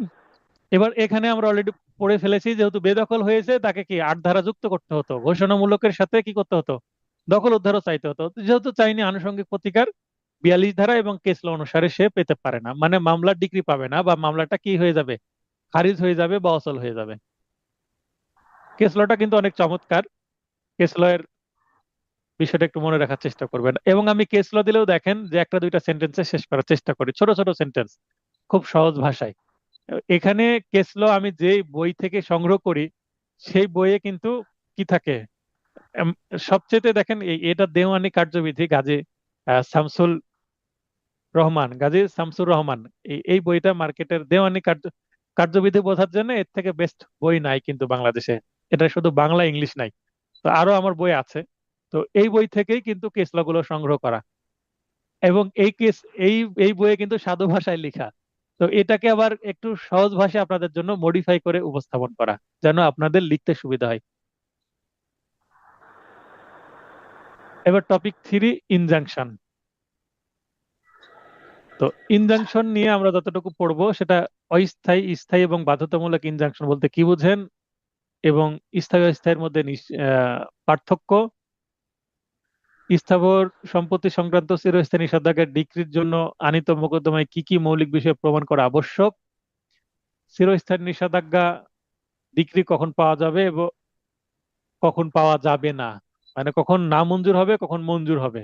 তারপরে দুইটা প্রবলেমেটিক প্রশ্ন। তো এখানে টেম্পোরারি ইনজাংশন কি, আমরা 53 ধারায় টেম্পোরারি ইনজাংশন সম্পর্কে জানি, যে 53 ধারায় বলা হচ্ছে স্যার একটের অস্থায়ী নিষেধাজ্ঞা হলো এমন একটি নিষেধাজ্ঞা যা একটি নির্দিষ্ট সময় পর্যন্ত বা আদালতের পরবর্তী নির্দেশ না দেওয়া পর্যন্ত কার্যকর থাকে। যে পরবর্তী ঘোষণা না দেওয়া পর্যন্ত এটা চলবে। যেমন একটা মামলায় আমি মামলা করেছি, একটা মামলা চলছে, আমি মামলা করেছি। তো এটা পার্মানেন্ট ম্যান্ডেটরি ইনজাংশনের মামলা করেছি, মানে আমার মক্কেল একটা ফ্ল্যাট করার জন্য একটা প্লট কিনেছে। তো প্লটের প্রবেশ মুখে মুখে ওই স্থানীয় একজন পাশের প্লটের মালিক কি করেছে, ঘিরে দিয়েছে, যে রাস্তাটুকু তার নিজের প্লটের অংশ হিসেবে দাবি করছে। তো আমি সেটা ভেঙে ফেলার জন্য মামলা করলাম ম্যান্ডেটরি ইনজাংশনের, এবং 1 সপ্তাহ না 5 দিন পরেই টেম্পোরারি ইনজাংশনের পিটিশন দিলাম, এবং আমার পক্ষে কি আসলো, আদেশ আসলো। তাদেরকে 5 দিনের সময় দিয়েছিল, তারা প্রথম ডেটে উপস্থিত হয়ে সময় চাইলো, আমি বললাম স্যার সর্বোচ্চ 7 দিন সময় দেওয়া হোক। 7 দিন পরে তারা জবাব দিল, শুনানি হলো উভয় পক্ষে। পরের দিন আমি মানে আদেশ পেয়ে গেলাম, আমার পক্ষে আসলো, যে যে অবস্থায় আছে সেইটা সে অবস্থাতেই থাকবে। এবার মামলা তারা চলে গেছে মিস কেসে। তো মিস কেসে যাওয়ার পরে মিস কেসে যেও আমি মিস আপিলে জিতে গেছি। মিস আপিলে জিতে যাওয়ার পরে এইটার রায় পেয়ে গেলাম, কোর্ট থেকে আদেশ দিয়েছে আজকে সেই পাঁচিরটা ভেঙে ফেলা হলো। তো এইভাবেই মামলাগুলো চলতে থাকবে। তো এই যে অস্থায়ী নিষেধাজ্ঞাটা আমার আজকে কি হয়ে গেল, শেষ হয়ে গেল, কারণ অলরেডি আমি ম্যান্ডেটরি ইনজাংশন পেয়ে গেছি, পার্মানেন্ট পেয়ে গেছি। তাহলে আমার তো কি নাই, অস্থায়ী আর দরকার নাই। তাই একটা নির্দিষ্ট সময় পর্যন্ত, অর্থাৎ মামলার ডিক্রি পর্যন্ত সাধারণত দেওয়া হয়। অস্থায়ী নিষেধাজ্ঞা মোকদ্দমার যে কোনো পর্যায়ে মঞ্জুর করা যায়। আমি প্রথম দিকেও চাইতে পারি, আমি আর্জি দিলাম একদিন পরেই চাইতে পারি। আমি এই মামলা করার মূল সমন এবং এই অস্থায়ী নিষেধাজ্ঞার যে সমন, দুই সমন একসাথে পাঠিয়েছিলাম। আর তাই দ্রুত আমার ফাস্ট ট্র্যাকে 3 মাসের মধ্যে মামলায় কি পেয়ে যায়, ডিক্রি পেয়ে যায় দ্রুত। এবং আমি ওই যে 5 দিন আর 1 সপ্তাহ, 12 দিন, 12 দিনের মধ্যে টেম্পোরারি ইনজাংশনের আদেশ পেয়ে যায়, মামলা করার একটা হিউজ সাকসেস। এটি সিপিসি দ্বারা নিয়ন্ত্রিত, অস্থায়ী নিষেধাজ্ঞা সিপিসি দ্বারা নিয়ন্ত্রিত। আর 53 ধারাতে বলা হচ্ছে চিরস্থায়ী নিষেধাজ্ঞা। চিরস্থায়ী নিষেধাজ্ঞা শুধুমাত্র শুনানি শেষে মোকদ্দমা গুনাগুনের উপর ভিত্তি করে প্রদত্ত ডিক্রি দ্বারা, মানে আদেশ দ্বারা দেওয়া হচ্ছে অস্থায়ী, আর চিরস্থায়ী দেওয়া হচ্ছে ডিক্রি দ্বারা। এর মাধ্যমে চিরস্থায়ী ভাবে দেওয়া হয়, মানে এইটা নির্দিষ্ট টাইম পর্যন্ত না, চিরস্থায়ী ভাবে। এবং ম্যান্ডেটরিটা কি, যা করতে কেউ বাধ্য সেটা তাকে করতে হবে। যেমন এই যে ওয়াল সে তুলেছে, ওয়ালটা তাকে ভেঙে ফেলতে বাধ্য করলাম, আজকে ভেঙে ফেলা হলো, এটা হচ্ছে বাধ্যতামূলক। আপনার বাড়ির পাশে একজন কি করেছে, বাড়ি করেছে, এবং আপনার জমির কাজ ঘিরে কি করেছে, বাউন্ডারি দিয়েছে, বাউন্ডারি ভেঙে ফেলা যাবে। অথবা তার যে ছাদ, এই ছাদ থেকে পানি নিষ্কাশনের জন্য একটা পাইপ দিয়ে দেয় না, পাইপটা এমন ভাবে দিয়েছে যে পানি আপনার ছাদে চলে আসবে, অথবা পানি জানালা দিয়ে আপনার বাসায় প্রবেশ করবে। তাহলে ওই যে পাইপ, সেটা মুখটা অন্যদিকে ঘুরিয়ে দেওয়া যাবে, অথবা সেটা কেটে ছোট করে দেওয়া যাবে, যেন নিচে চলে যায়, আপনার বাসার মধ্যে বা আপনার ছাদে না আসে। মানে কেটে ফেলা, তার মানে বাধ্য করা তাকে কাজটি করতে, এটা হচ্ছে ম্যান্ডেটরি ইনজাংশন। এটা 55 ধারায় আছে ম্যান্ডেটরি ইনজাংশনের কথা।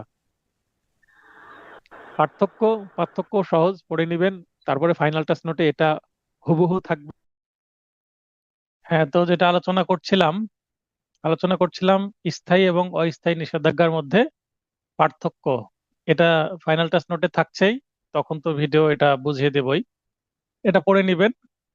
একটু আগে যেটা আমরা পড়লাম সংজ্ঞা, সেখানে তো দুই তিনটা উদাহরণ ছিলই, মানে দুই তিনটা পয়েন্ট ছিলই, যেটা এখানে আছে, যে নিয়ন্ত্রণ করে কোনটা কি।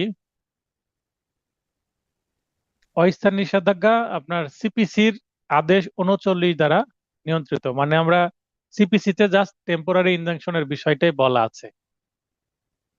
তার মানে টেম্পোরারি ইনজাংশন আমরা দরখাস্তের মাধ্যমে পিটিশন আকারে কিন্তু পেয়ে থাকি, কিন্তু চিরস্থায়ী বা পারপেচুয়াল ইনজাংশন আমরা এসআর একটা 54 ধারা দ্বারা নিয়ন্ত্রিত। অর্থাৎ কেউ যদি পার্মানেন্ট ইনজাংশন চায়, তাহলে এসআর একটা 54 ধারায় তাকে একটা আর্জি দাখিলের মাধ্যমে মামলা করতে হবে, এবং মামলায় ডিক্রি দেওয়া হলেই 54 ধারা অনুসারে ডিক্রি প্রাপ্ত হবে, এবং সেক্ষেত্রে চিরস্থায়ী নিষেধাজ্ঞা পাবে।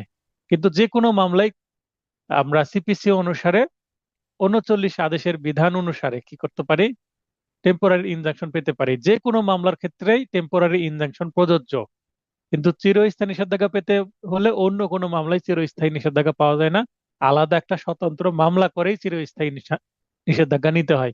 ম্যান্ডেটরি ইনজাংশন এবং চিরস্থায়ী ইনজাংশন কাছাকাছি।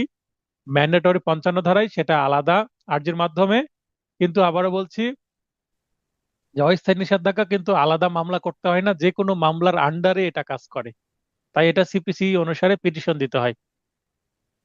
প্রার্থনাকারী, এখানে অস্থায়ী নিষেধাজ্ঞা বাদী বিবাদী যে কোনো পক্ষই কিন্তু যেতে পারে, বিবাদেও কিন্তু অস্থায়ী নিষেধাজ্ঞা যেতে পেতে পারে, কিন্তু যেহেতু চিরস্থায়ী নিষেধাজ্ঞা নতুন মামলার মাধ্যমে করতে হয়, তাহলে অবশ্যই সেটা বাদী চাইতে পারে।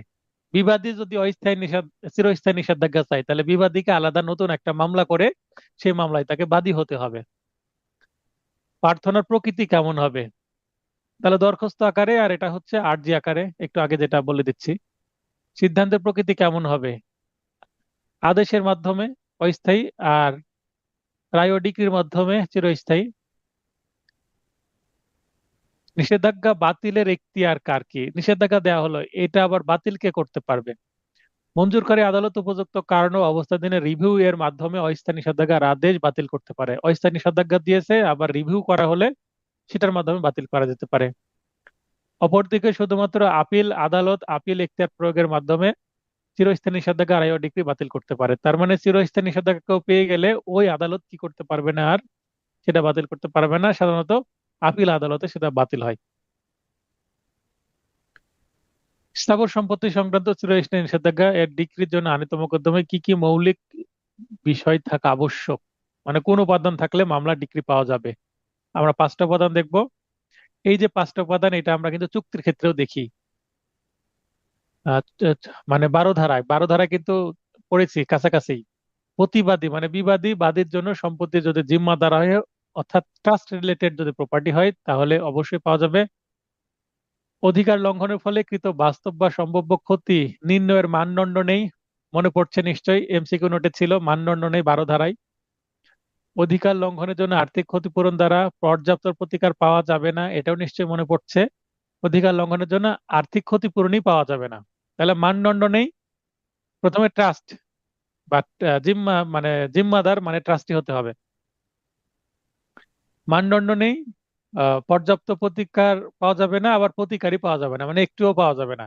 আর ঘ নম্বরে একটু পাওয়া যাবে কিন্তু সেটা পর্যাপ্ত না, আর ঘ নম্বরে কিছুই পাওয়া যাবে না।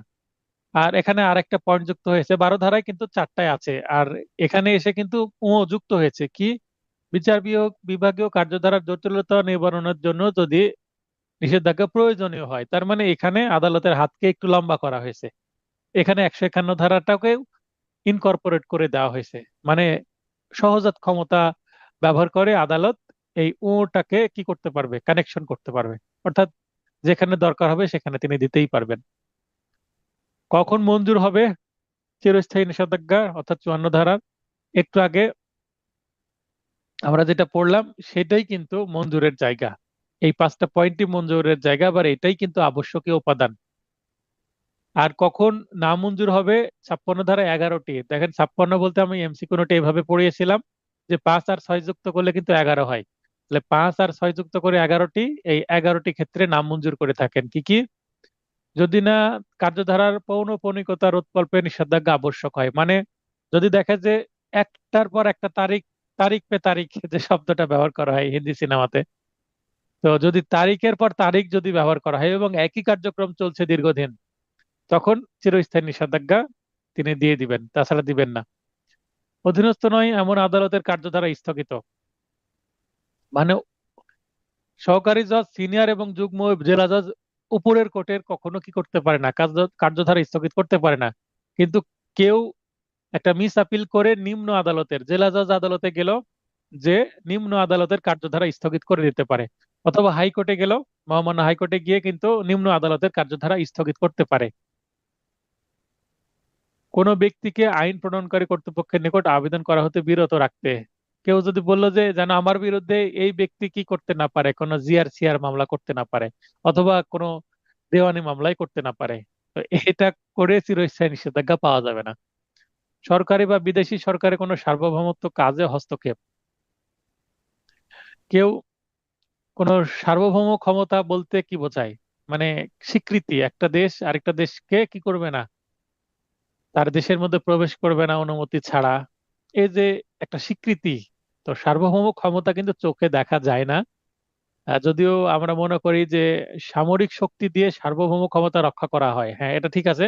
তো সার্বভৌম ক্ষমতা একটা আইডিয়া বা স্বীকৃতি, যে দেশকে স্বীকৃতি দেওয়া হয় সেই সার্বভৌম রাষ্ট্র হয়।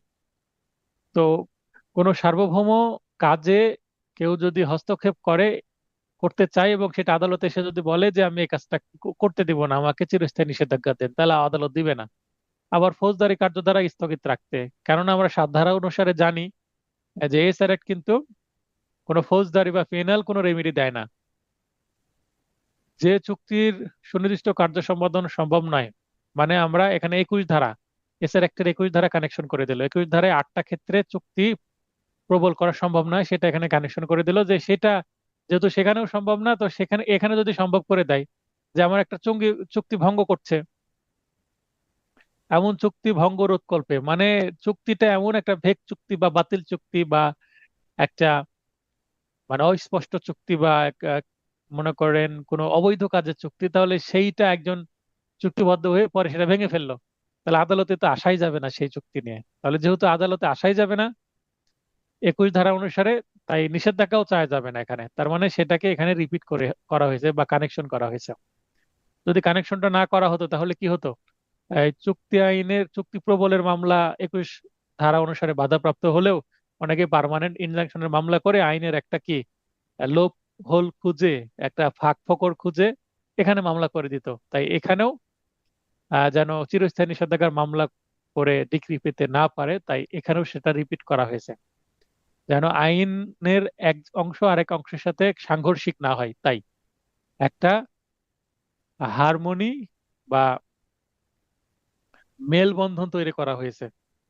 উৎপাতের পর্যায়ে পড়ে না, তবুও উৎপাতের অজুহাতে কোনো কাজে বিরতির জন্য, মনে করেন যেমন আমার বাসার পাশে দিয়ে কি যাচ্ছে, ট্রেন যাচ্ছে, ট্রেন একটু দূরে কিন্তু বাস হচ্ছে কাছেই, পদ্মা আবাসিক 1 নম্বর রোডে থাকি এবং আমার পাশের রোড দিয়ে কি আমি যখন নওগাঁ যাই আমার গেটেই আমি বাসে উঠি।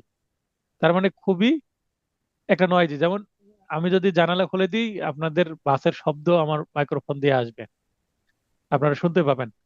তো এখন যদি আমি মামলা করে দিই যে আমি এদিক দিয়ে বাস চলাচল করতে দেবো না রাত 12টার পরে বা রাত 11টার পরে, কারণ ওই সময় আমি লাইভ ক্লাস করি, তাহলে সেটা কি আদালত করে দিবে? করে দিবে না, কারণ এইটা সেই পর্যায়ের উৎপাত না। কারণ এটা রাস্তা, প্রয়োজনে আমাকে এখান থেকে সরে যেতে হবে। বাদীর মৌন সম্মতি রয়েছে এমন ক্রমাগত লঙ্ঘন, মনে করেন যে আপনি একজনের বাড়ির পাশে দিয়ে চলাফেরা করছেন, রাস্তা করে ফেলেছেন, আপনাকে নিষেধ করছে না, যাচ্ছে, কিছু বলছে না, কিছু বলছে না। এখন মৌন সম্মতি দেওয়ার পরে দীর্ঘদিন পরে যদি আমি আবার সেটা বলি যে আমার তো মৌন সম্মতি ছিল, আমি তো প্রকাশ্য সম্মতি দেইনি, তো এই এই ধরনের বিষয়গুলো যেখানে মৌন সম্মতি আছে সেটা আর অস্বীকার করা যাবে না। তাহলে এখানে কি কানেকশন করেছে? এস্টপেলকে কানেকশন করেছে। জিম্মা ভঙ্গের জন্য যখন অন্যভাবে সম পরিমাণ প্রতিকার সম্ভব, জিম্মা ভঙ্গ করেছে, চিরস্থায়ী নিষেধাজ্ঞা চাচ্ছে, যদি দেখা যাচ্ছে অন্য কোনোভাবে সেটা রিকভারি করা সম্ভব, হয়তো বা ক্ষতিপূরণ দিয়ে দিল, তখন আর চিরস্থায়ী নিষেধাজ্ঞার যে মামলা সেটা ডিক্রি দিবে না, মানে মঞ্জুর করবে না। যখন আবেদনকারী ও তার প্রতিনিধির আচরণ এমন হয় যে তাকে আদালতের সাহায্য হতে বঞ্চিত করে, আদালতে এসে তাদের আচরণই ঠিক না, এটাকে বলে ক্লিন হ্যান্ডে আদালতে আসেনি, মানে তার ক্লিন হ্যান্ডে না আসা মানে আদালতে সে সঠিকভাবে আসেনি, এবং আদালতে এসে আদালতের সাথে ভালো ব্যবহার করছে না, সাবমিশন ওয়ে ঠিক নাই, মানে জোর করে নিবে এরকম অবস্থা। বিষয়বস্তুতে আবেদনকারীর ব্যক্তিগত স্বার্থ না থাকলে, এটাকে বলে স্ট্যান্ডাই লোকাস স্ট্যান্ডাই না থাকলে, কারো যদি ব্যক্তিগত কোনো ইন্টারেস্ট না থাকে, পার্সোনাল ইন্টারেস্ট না থাকে, তাহলে কিন্তু সে মামলা করতে পারে না। পার্সোনাল ইন্টারেস্ট নাই মানে নিজের খেয়ে বোনের মোষ টানানো যাবে না। পার্সোনাল ইন্টারেস্ট না থাকলে শুধু এক ক্ষেত্রে মামলা করা যায়, সেটাকে বলে পিআইএল, পাবলিক ইন্টারেস্ট লিটিগেশন, জনস্বার্থে মোকদ্দমা। যেমন বাংলাদেশে বেলা আছে, ব্লাস্ট আছে, এনারা করে থাকেন। মানে আমার ক্ষতি হচ্ছে না, কিন্তু পরিবেশের ক্ষতি হচ্ছে, আমি মামলা করে দিলাম। আমার বাসা রাজশাহী, কিন্তু মনে করেন যে পাবনাতে কোনো ক্ষতি হচ্ছে, পাবনাতে এই যে রূপপুর বিদ্যুৎ কেন্দ্র হওয়ার কারণে, যে মনে করেন চালু হয়ে কিছু ওই এলাকায় হয়তো বা ম্যানেজমেন্টের ভুলের কারণে তেজস্ক্রিয় পদার্থ ছড়িয়ে যাচ্ছে বাতাসে, যদি এরকম কোনো কিছু আমি রিপোর্ট পেয়ে যাই, তো পরিবেশ আইনের ক্ষতি হচ্ছে। 1995 সালের পরিবেশ সংরক্ষণ আইন আছে, দা এনভায়রনমেন্টাল কনজারভেশন অ্যাক্ট 1995, তো সেই অনুসারে মামলা করে দিলাম আমি। তো আমাকে যদি আদালত বলে আপনার বাসা তো রাজশাহী, আপনি পাবনায় কেন মামলা করতে আসছেন, পাবনা করে তো আমি মামলা করব। কিন্তু এই না, এই মামলা সরি হবে হচ্ছে পরিবেশ আইনে হতে পারে, অথবা এখানে পরিবেশ আইনে যাদের ইন্টারেস্ট আছে তারা করবে, কিন্তু আমাকে করতে হবে মামলা কোথায়? হাইকোর্টে, public interest litigation, as a writ writ petition হিসাবে। তো রিট পিটিশনের জন্য ব্যক্তিগত অধিকার না থাকলে হয়, জনস্বার্থে করা, জনগণের ইন্টারেস্ট থাকলে হলো। তাহলে যেহেতু আমি নিজেও একটা প্রকৃতির অংশ, প্রকৃতির ক্ষতি হলে, পরিবেশের ক্ষতি হলে আমারও ক্ষতি, এইখানে একটা ইন্টারেস্ট তৈরি হয়। এক্স ক্রুসিবল তৈরি ও বিক্রয় করে। ক্রুসিবল কি জিনিস আমি নিজেও জানি না, মনে করেন ক্রুসিবলের কাছে আমি বলে দিলাম যে কোদাল, এক্স একটা কোদাল তৈরি করে, মনে করেন একটা ব্র্যান্ড করে ফেলেছে, এবং পেটেন্ট প্লাম্বাগো ক্রুসিবল বা কোনো কিছু নামে বাজারজাত করে, যদিও সেগুলো কার্যত কখনো পেটেন্ট করা হয়নি। তার মানে আমি মার্কেটে একটা টুল নিয়ে আসছি বা একটা বস্তু নিয়ে আসছি, সেটা আমি পেটেন্ট করিনি, কিন্তু আমি নামের সাথে পেটেন্ট যুক্ত করে দিয়েছি যেন মানুষ মনে করে এটা পেটেন্ট করা। কিন্তু এই জিনিসটা ওয়াই বুঝতে পেরেছে, ওয়াই বুঝতে পেরে কি সেও একই নামে ক্রুসিবল বাজারে ছাড়তে শুরু করলো। এখন এক্স এসে বলছে আমি তো এই নাম ব্যবহার করি, তুমি কেন করছো? এক্ষেত্রে ওয়াই এবং এক্স এর আইনগত প্রতিকার কি? এখানে ওয়াই যে তার কপি করছে, এক্স কিছু করতে পারবে না, কারণ সে যেহেতু কোনো পেটেন্ট করেনি। পেটেন্ট না করলে তার যে নকল, সে কি করতে পারবে না, আটকাতে পারবে না। নকল আটকালে সে আইনত কোনো প্রতিকারই পাবে না, মানে এক্স কোনো প্রতিকার পাবে না। এটা 56 ধারা বিধান মতে 11টি ক্ষেত্রে দেওয়ানি আদালত চিরস্থায়ী নিষেধাজ্ঞার ডিক্রি প্রত্যাখ্যান বা নামঞ্জুর করে থাকেন, যার একটি হলো যদি বিষয়বস্তুতে আইনগত আবেদনকারীর ব্যক্তিগত স্বার্থ না থাকে, তবে বিজ্ঞ আদালত চিরস্থায়ী নিষেধাজ্ঞার প্রার্থনা প্রত্যাখ্যান করবেন। ব্যক্তিগত অধিকার না থাকে মানে কি? লোকাস স্ট্যান্ডাই নাই মানে তার যেহেতু পেটেন্ট করা নাই, তার মানে সে দাবি করতে পারছে না যে আমার ব্যক্তিগত যে ব্যবসা নষ্ট হচ্ছে, কারণ সেটা তো সে আইন দ্বারা প্রোটেকশন করেনি। তাই তাহলে যেহেতু প্যাটেন্ট নাই, পেটেন্ট না থাকার কারণে সে আইনগতভাবে সুরক্ষিত করেনি, সেহেতু ওয়াই একই নামে তার তৈরি ক্রুসিবল বাজারজাত করা সত্ত্বেও পেটেন্ট না থাকার কারণে ওয়াই এর বিরুদ্ধে এক্স আইনগত প্রতিকার নেই। অর্থাৎ এক্ষেত্রে একই নামে ক্রুসিবল বাজারজাত করা সত্ত্বেও ওয়াই এর বিরুদ্ধে এক্স রয়েছে নিষেধাজ্ঞার প্রার্থনায় আনিত মোকদ্দমায় ডিক্রি পাওয়ার আইনগত হকদার নন। এক্স একটি নতুন ভবন নির্মাণের মাধ্যমে আলো গমনাগমন ও ব্যবহারের পথে প্রতিবন্ধকতা সৃষ্টি করে। ওয়াই যার উপর লিমিটেশন অ্যাক্টের চতুর্থ খণ্ডের মানে ইজমেন রাইট, চতুর্থ খণ্ডে কি আছে, ইজমেন রাইট বিধান অনুসারে অধিকার অর্জন করেছে, মানে তার ইজমেন রাইট আছে, সেই দিক দিয়ে আলো চলাচল করবে। এক্ষেত্রে এক্স এর ওয়াই এর বিরুদ্ধে আইনগত প্রতিকার কি? হ্যাঁ, প্রতিকার আছে। ওখানে সে ভবন নির্মাণ করতে পারবে না, যথেষ্ট আলো বাতাস চলাচলের জায়গা রেখেই করতে হবে। তাহলে 55 ধারায় সে ভবন নির্মাণ করেছে, যতটুকু নির্মাণ করেছে, যতটুকু প্রতিবন্ধকতা হয়েছে ততটুকু কি করা যাবে, ভেঙে ফেলা যাবে। তাহলে এটা ম্যান্ডেটরি ইনজাংশনের একটা বিষয়। তাই 55 ধারা এখানে আলোচনা করতে হবে ম্যান্ডেটরি ইনজাংশনটা কি, কখন সেটা দেওয়া যায়, বাধ্যতামূলক নিষেধাজ্ঞা। এবার সিদ্ধান্ত হচ্ছে যে 55 ধারা আমরা আলোচ্য প্রশ্ন ঘটনা এবং 55 ধারার বিধান বিশ্লেষণ পূর্বক এই সিদ্ধান্তে উপনীত হওয়া যায় যে, বলে কি লিখে দিব, যেহেতু এক্স একটি নতুন ভবন নির্মাণের মাধ্যমে আলোর গমনাগমন ও ব্যবহারের পথে এমন প্রতিবন্ধকতার সৃষ্টি করে, ওয়াই যার উপর চতুর্থ অধ্যায়ের বিধান অনুসারে সুখাধিকারের অধিকার অর্জন করেছে। এখানে সুখাধিকার আমাদের উল্লেখ করে দিতে হবে, প্রশ্নে যদিও নাই। অর্থাৎ এক্ষেত্রে উক্ত আলোর গমনাগমন ও ব্যবহারের পথে ওয়াই এর আইনগত অধিকার আছে, কারণ সে 20 বছরের অধিক সময় ধরে ব্যবহার করছে। আর এক্স যদি সরকার হয় সেক্ষেত্রে 60 বছর হতে হবে, কারণ সম্পত্তি মানে 60 বছর না হলে তো আর সরকারি সম্পত্তি এজমেন্ট হয় না। যেহেতু এক্স এর বিরুদ্ধে ওয়াই বাধ্যতামূলক নিষেধাজ্ঞার প্রার্থনায় আনিত মোকদ্দমায় ডিগ্রি পাওয়ার মাধ্যমে এক্স এর উক্ত নতুন ভবনটির প্রয়োজনীয় অংশ ভেঙে ফেলার ব্যবস্থাকরণের দ্বারা আলোর গমনাগমন ও ব্যবহারের পথে সৃষ্ট প্রতিবন্ধকতা দূর করতে পারবে। যেমন রাস্তা যখন বড় করা হয় তখন আশেপাশের কি করে, বাড়ির অংশ ভেঙে ফেলে, তেমনি আলো চলাচল করতে পারছে না, কোর্ট থেকে ম্যান্ডেটরি ইনজাংশন পাইলেন, মনে করেন 5 ফিট বা 3 ফিট ভাঙ্গার নির্দেশনা দিয়ে দিল, এখন ওর ভবনের 3 ফিট ভেঙে ফেলতে হবে, ভেঙে পেছনে তার জমির মধ্যে সরে যেতে হবে। এইভাবে পাওয়া যাবে। এরপরে ড্রাফটিং। ড্রাফটিং নিয়ে একটু কথা বলি আজকে, মূল পয়েন্টগুলো বলবো, এবং বৃহস্পতিবারে রিভিশন ক্লাস যখন শুরু হবে তখন ড্রাফটিং নিয়েই প্রথম ক্লাস হবে। চেষ্টা করব যেন ড্রাফটিং এর 2টা ক্লাস নিয়ে আমি ড্রাফটিং শেষ করে ফেলতে পারি, এ ধরনের আমি রুটিন একটা দিয়ে দেওয়ার চেষ্টা করছি। আসমা একজন দরিদ্র মহিলা, সে 4 শতাংশ জমিতে দখলে ছিল, কিন্তু উক্ত জমিতে তার কোনো সত্ত্ব নাই। দখলে ছিল, সত্ত্ব নাই, কয় ধারায় মামলা করতে হবে? 9 ধারায় মামলা করতে হবে। তাহলে তার প্রতিবেশী রফিক একজন বিত্তবান ও প্রতিবেশী ব্যক্তি, প্রভাবশালী ব্যক্তি, মানে ভূমিদস্যু। সে উক্ত জমিটি প্রকৃত মালিকের নিকট হতে ক্রয় করার অজুহাতে 1 মে 2025 ডেটটা সংশোধন করে দিয়েছি। আপনাদের নোটে ডেটটা সংশোধন করে নিয়েন, মানে একটু আপডেট নোট দিয়েন, মানে আপডেট নেট। মানে যারা 24 সালে নোট নিয়েছেন তাদের কিন্তু তারিখ ভিন্ন আছে, আপনারা তারিখ ওটাও রাখতে পারেন, নো প্রবলেম, আবার কেটে এই তারিখও দিতে পারেন। খ্রিস্টাব্দ আসমাকে বেদখল করে। আসমা এই ব্যাপারে আপনার উপদেশ চায়, আপনি একজন আইনজীবী, আপনি কি উপদেশ দিবেন? সে কোন আইনের বিধান বলে কি প্রতিকার পেতে পারে তা উল্লেখপূর্বক একটি আর্জি মুসাবিদা করুন।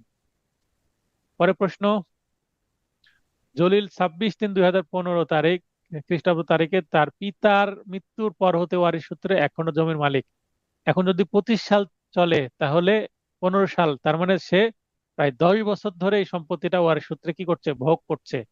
স্থানীয় ভূমিদস্যু কামাল 1/5/2025 অর্থাৎ রিসেন্ট তারিখ দিয়েছি, জলিলকে ওই জমি থেকে বলপূর্বক বেদখল করে এই বলে যে সে জলিলের চাচার বা হেলাল, জলিলের চাচা হেলালের নিকট থেকে ওই জমিটি হালে খরিদ করে ওই জমির মালিক হয়েছে। মোকদ্দমার প্রধান বৈশিষ্ট্যগুলো উল্লেখ করে উক্ত আদালতে দায়েরের জন্য জলিলের বিরুদ্ধে একটি আর্জি মোসাবিদা করুন। তাহলে এটাও আর্জি মানে নতুন মামলা, আর নতুন মামলা হলে এতে সংশ্লিষ্ট আইনের উল্লেখ সহ প্রতিকার উল্লেখ থাকতে হবে। আচ্ছা, তাহলে প্রথমটা আমরা পড়বো আগে, এই যে 9 ধারা মামলা। আচ্ছা, 9 ধারা মামলা এখানে প্রথমে একটা প্রবলেমেটিক প্রশ্ন আমাদের লিখতে হবে, কেননা আসমা এই ব্যাপারে উপদেশ চায়। কি উপদেশ দিবেন সেটাকে বলে দিবেন না, তারপরে মুসাবিদা লিখতে হবে। তাহলে উপদেশ কি? সিদ্ধান্ত অনুসারে আমরা বলবো যে 9 ধারার বিধান মতে তার স্থাবর সম্পত্তির 4 কাঠা জমিটি দখল উদ্ধারের জন্য মোকদ্দমা দায়েরের উদ্দেশ্যে একটি আর্জি মুসাবিদা নিচে প্রণয়ন করা হলো। এই নিম্নে থেকে শুরু করে এই আর্জি লাইনটা এখানে দিয়ে দিয়েছি যে আর্জি করো। তার আগে আমি কি বলছি যে আলোচ্য প্রশ্নের তথ্য মতে যেহেতু নালিশি জমিতে আসমার সত্ত্ব নেই, সুতরাং শুধুমাত্র দখল ছিল, এবং সম্প্রতি 1 আগস্ট 2022 এই তারিখটা কিন্তু কি হবে, 1 মে 2025 হবে। 1 মে 2025 করে নিন, মেবি প্রশ্নে তাই আছে, 1 মে 2025। এখানেও 1 মে 2025 করে নেন। প্রশ্নের মধ্যে এডিট করেছি, উত্তরের মধ্যে এডিট করতে ভুলে গেছি। তারিখে জোরপূর্বক আসমাকে তার জমি থেকে বেদখল করা হয়েছে, অর্থাৎ বেদখলের সময় এখনো 6 মাস অতিক্রান্ত হয়নি। তার মানে আপনি যেই তারিখে পরীক্ষা দিবেন তার 6 মাসের মধ্যে আপনাকে তারিখ দেখাতে হবে, 6 মাস পার করে আবার তারিখ দিবেন না। তাই আমি এখানে 1 মে দিয়ে দিবেন, কারণ 1 মে হলে প্রায় অ্যারাউন্ড 2 মাসের মতো হয়। তাহলে যেহেতু 6 মাস অতিক্রান্ত হয়নি, সেহেতু আসমা সহজ দ্রুত উপযুক্ত আইনানুগ প্রতিকার হলো 9 ধারার বিধান মতে বেদখলের 6 মাসের মধ্যে স্থাবর সম্পত্তির দখল পুনরুদ্ধারের জন্য মোকদ্দমা। তাহলে আমি বলে দিলাম যে 6 মাসের মধ্যে আমাকে 9 ধারায় মামলা করতে হবে। এবার আমি 9 ধারায় মুসাবিদা দেখাবো। তো,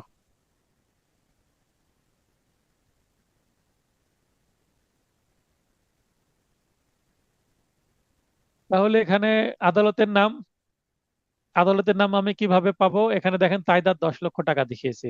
10 লক্ষ টাকা হলে কোথায় করতে হবে? সহকারী জজের কাছে। এখানে যদি আমি 15 লক্ষ টাকা দেখাতাম তাও সহকারী জজের কাছে করতে হতো। এখানে যদি আমি 15 লক্ষ টাকার বেশি দেখাতাম, 15 লক্ষ 1 হাজার, 15 লক্ষ 1 টাকা হলেও সিনিয়র সহকারী জজে চলে যেত। 20 লক্ষ 25 লক্ষ টাকা হলেও সিনিয়র সহকারী জজে যেত। এখানে যদি আমি 26 লক্ষ দেখাতাম তাহলে এখানে যুগ্ম জেলা জজে চলে যেত। তাহলে টাকার পরিমাণের উপর ভিত্তি করে কোর্টের বিষয়টা নির্ভর করে। এখানে দুর্গাপুর লিখেছি কারণ দুর্গাপুর এলাকার সম্পত্তি, তাই। এখানে আমাদের রাজশাহী জেলার একটা থানার নাম দুর্গাপুর। এখানে বিষয় স্পেসিফিক রিলিফ অ্যাক্টের 9 ধারার বিধান মতে স্থাবর সম্পত্তি দখল পুনরুদ্ধারের জন্য প্রার্থনা। এখানে দেখেন আমি মামলায়, বাস্তবে মামলাতে কিন্তু এই লাইনটা থাকে না, আমরা কখনো দিই না, কিন্তু এখানে আপনাকে দিতে হবে কারণ আপনি পরীক্ষায় লিখছেন। তাই এখানে ধারা উল্লেখ করতে হবে, কিন্তু বাস্তবে ধারা উল্লেখ না করলেও হয়। এবার বাদীর পরিচয় দিচ্ছি। আইন মান্য করে ব্যক্তি তিনি, মহিলা, গৃহিণী। 4 শতাংশ জমি 4 বছরের অধিক সময় ধরে প্রকৃত সত্ত্ববান ও মালিকের নিকট হতে বন্ধক গ্রহণ করে। এখানে আমি বন্ধকের কথা বলেছি। এবং মালিকের নাম নজরুল, সে বিদেশে অবস্থান করছে। এবং আমার বন্ধকের মেয়াদ এখনো থাকা অবস্থাতে এই যে প্রতিবেশী আমাকে কি করছে, ঝামেলা করছে ছেড়ে দেওয়ার জন্য, এবং বলছে সে নজরুলের চাচার কাছ থেকে সম্পত্তি, প্রকৃত মালিকের কাছ থেকে কিনেছে। অতঃপর 1 মে 2025, এখানে দেখেন 1 মে আবার করে দিয়েছি, ঠিক আছে। নালিশি সম্পত্তিটি প্রকৃত মালিকের নিকট থেকে ক্রয় করার অজুহাতে বিবাদী তার সন্ত্রাসী বাহিনীর লোকজন নিয়ে বাদীর দখলীয় নালিশি সম্পত্তি হতে এই বাদীকে বেদখল করে। বাদী মহিলা মানুষ, আসছে এমনি ছেড়ে দিয়ে চলে গেছে, সে তো আর ঝামেলা করতে পারবে না। এবং নজরুল ইসলাম বিদেশে অবস্থান করছে, ফলে এই যে রফিক, সে নজরুল ইসলামের কাছ থেকে যে জমি কিনেছে সেটা তো কেনার প্রশ্নই আসে না, কারণ সে তো বিদেশেই আছে অনেকদিন ধরে। এবং নজরুলের সাথে আসমা যোগাযোগ করেছে, নজরুল হয়তো বা বলেছে যে না আমি বিক্রয় করিনি। তার মানে অবশ্যই কি, যে জাল বিক্রয় কবলা। যেহেতু বিবাদী বাদীর দখলীয় সম্পত্তি হতে 1 মে 2025 তারিখে জোরপূর্বক ভয়ভীতি প্রদর্শনের মাধ্যমে বেদখল করেছে, এবং বেদখল আইনসম্মত নয়, মানে বেআইনি ভাবে করেছে, সেহেতু মামলার কারণ উদ্ভব হয়েছে ওই তারিখে, কজ অফ অ্যাকশন এটাকে বলে। এই কজ অফ অ্যাকশনের তারিখ দেওয়াটা জরুরি, এবং যখন জবানবন্দি দেওয়া হয় এই তারিখটা বলতে পারাটা জরুরি। এই তারিখটা যদি বলতে না পারে তাহলে কিন্তু মামলা ফেল করে। এখন তো জবানবন্দিতে বলা লাগছে না, তবে জেরাতে যদি প্রশ্ন করে বলেন কজ অফ অ্যাকশন, মানে কবে আপনি জানতে পারলেন যে মামলা করতে হবে, তখন তারিখ জেরাতে বলতে হবে। জেরাতে যদি বলতে না পারে তবুও কিন্তু মামলায় হেরে যাবে। যদিও এখন কি হচ্ছে, জবানবন্দি লিখিত দিতে হবে। 2 তারিখে মামলার ডেট ছিল আমার একটা, 2 তারিখ মেবি গতকালকে ছিল, গতকালকে আমি একটা জমা দিয়েছি, সেটার ফরম্যাট আপনাদেরকে দিয়ে দেওয়ার চেষ্টা করছি। যেহেতু গত 1 মে 2025 তারিখে বাদীকে জোরপূর্বক দখল করা হয়েছে, বেদখল করা হয়েছে এবং ঘটনার সময়কাল এখনো 6 মাস অতিক্রান্ত হয়নি, তার মানে তামাদির মেয়াদ এখনো আছে। এরপর যেহেতু 10 লক্ষ টাকা এবং এই সম্পত্তিটা এই আদালতের ইখতিয়ারাধীন, তার মানে স্থানীয় এবং আর্থিক উভয় এখতিয়ার আছে, সেটা বললাম। এবার কোর্ট ফি কত, অ্যাড ভলোরমের অর্ধেক, সেটাও দিয়ে দিয়েছি অরোনার। তাহলে আমার মামলা তো না নেওয়ার কোনো কারণ নাই। এমত অবস্থায় আমি কি চাচ্ছি, ডিক্রি চাচ্ছি। কি ডিক্রি চাচ্ছি? উপরোক্ত বিষয়টি বিবেচনা বলবো ন্যায় বিচার স্বার্থে বাদীর অনুকূলে ডিক্রি প্রদান করে নালিশি সম্পত্তিতে বাদীর দখল পুনরুদ্ধারের পূর্বক তা বাদীকে অর্পণ করতে, যাবতীয় খরচা বা কস্ট বাদীর অনুকূলে বিবাদীর প্রতিকূলে দিতে ডিক্রি, এবং আইন ও ইকুইটি মতে বাদী আরো যে সকল প্রতিকার পেতে হকদার সেই মতে ডিক্রি দিতে। আমরা সিভিল মামলায় সাধারণত এই মিনিমাম এই তিনটা দিই। খ নাম্বার, খ নম্বর পয়েন্ট এবং গ নম্বর পয়েন্ট, এই 2 পয়েন্ট সকল আর্জিতে সেম থাকে। আবারও বলছি, খ এবং গ মানে মোকদ্দমার খরচা বা কস্ট, এইটা আমরা চাই সব সময়। এবং আরো আইন ঐকিটুমেতে যা যা হক মানে পাওয়ার অধিকারী, আমি যে আর্জিতে যেটা লিখিনি সেটাও যদি ইওর অনার আপনি দিতে চান আমি নিব, সমস্যা নাই। নিতে তো সমস্যা নাই, দিলে আর কে নিবে না। তাই খ আর গ আমরা সব সময় লিখি। তবে ক পরিবর্তন হবে কি, মামলা কিসের ওপরে সেটার উপর ভিত্তি করে, আর্জির প্রকারের উপর ভিত্তি করে। ভিন্ন প্যাটার্নের আর্জি হলে, ভিন্ন মামলার আর্জি হলে এই 1 নম্বরে শুধু পরিবর্তন হবে, কিন্তু এই খ আর গ এর কোনো পরিবর্তন হবে না, ফিক্সড। এবার দেখেন নালিশি সম্পত্তির তফসিল বলে এখানে কি কি দিয়েছে, ফাঁকা করে দিয়েছি। নালিশি সম্পত্তির চৌহদ দিয়ে এখানে ডট ডট দিয়ে ফাঁকা করে দিয়েছি, সমস্যা নাই। এখানে সত্য পাঠ দিয়ে দেবেন, সত্য পাঠ 2 লাইনের সত্য পাঠ দেওয়ার চেষ্টা করবেন। সত্য পাঠে কি থাকতে, উপরোক্ত বক্তব্য সহ আমার জ্ঞান অবগতি ও বিশ্বাস মতে সত্য ও সঠিক জেনে নিযুক্তি ও বিজ্ঞ আইনজীবীর সম্মুখে অত্র সত্যপাঠের নিজ নাম স্বাক্ষর করলাম। 26/6/2025, মানে এই পরীক্ষার 2 দিন আগেরকার ডেট দিয়ে দিলাম। আপনি 28 দিতে পারেন, নো প্রবলেম। আচ্ছা, সত্যপাঠের দেওয়ার চেষ্টা করবেন। আর এইভাবে আপনি যদি তফসিল নালিশি সম্পত্তি বলে ডট ডট দিয়ে থাকেন তবু সমস্যা নেই, কিন্তু যদি দেখেন যে 10 নম্বরের প্রশ্ন, তাহলে নালিশি সম্পত্তির তফসিল তহর দিয়ে এগুলো দেওয়ার চেষ্টা করেন। 10 নম্বর তো আপনাকে দেখবে কিসের জন্য দিবে, 10 নম্বর দেওয়ার মতো তো জায়গা থাকতে হবে। হ্যাঁ রুবেল ভাই। স্যার, আমার একটা জানতে চাওয়া সেটা হলো, আমরা যে এখানে 25, 26 বা 28 তারিখ দিচ্ছি, হ্যাঁ, যে এই সময়গুলো যদি আমি আমার মতো করে যদি মানে 6 মাস আরো আগে যদি 6 মাস মিলাই, হ্যাঁ, বা 6 মাসের কম সময় যেটা হচ্ছে আমাদের মেয়াদ এখনো অবশিষ্ট আছে, তাহলে কোনো সমস্যা আছে? মনে করেন আপনি 24 সালের তারিখ দিলেন, আপনি জি। সবগুলোই 23 সালের তারিখ দিলেন, নো প্রবলেম, তারিখ ম্যাটার না। তবে হ্যাঁ, আপনার 6 মাসের মধ্যে দেওয়া উচিত। হয়তো বা এটাও দেখবে না, কিন্তু আপনি বললেন যে এইটা সে বেদখল হয়েছে 2015 সালে এবং নিচে মামলার তারিখ লিখছেন হচ্ছে 2025 সালের তারিখ, তাহলে 10 বছর আগের ঘটনা 10 বছর পরে মামলা করা হচ্ছে, এরকম একটা মানে সিলি মিস্টেক হয়ে যাবে না? তাই না, না, তারিখগুলোর মধ্যে ওইটা 6 মাসের একটা গ্যাপ থাকবে, ওইটা মানে সর্বোচ্চ 24 দুই সালেরই। মাসের স্যার, স্যার, হ্যাঁ, 24 সালেরই যদি আমি 6 মাস ইয়ে করি, হ্যাঁ, নো প্রবলেম, তো নো প্রবলেম, নো আচ্ছা, ঠিক প্রবলেম। আছে স্যার। হ্যাঁ, তাহলে এটা এটা করলে অনেকে মনে করতো মানে আমি কেন আপডেট তারিখ দিচ্ছি, কারণ প্রশ্ন আসলে আপডেট তারিখ দিয়ে আসবে।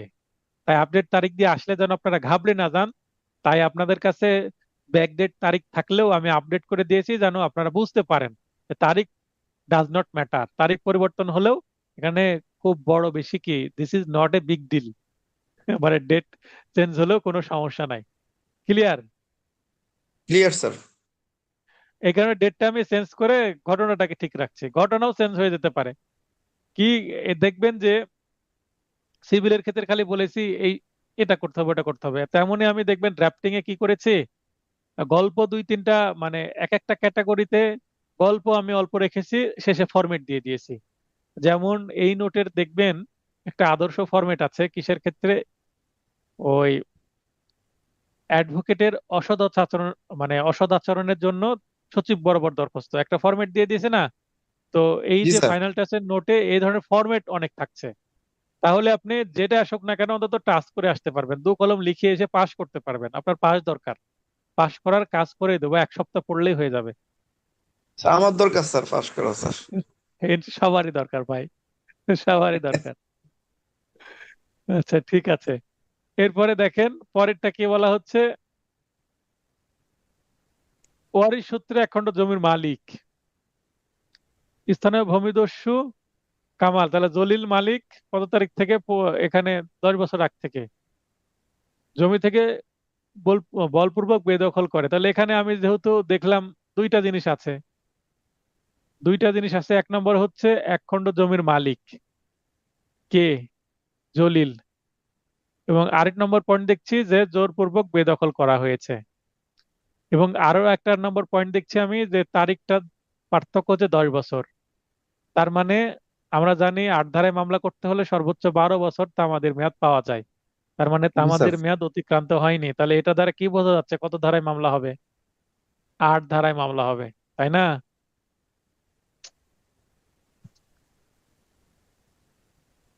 এখানে প্রশ্নে বলা হচ্ছে যে সে জলিলের চাচা হেলাল উদ্দিনের নিকট থেকে ওই জমিটি হালে হালে মানে সম্প্রতি খরিদ করে ওই জমির মালিক হয়েছে।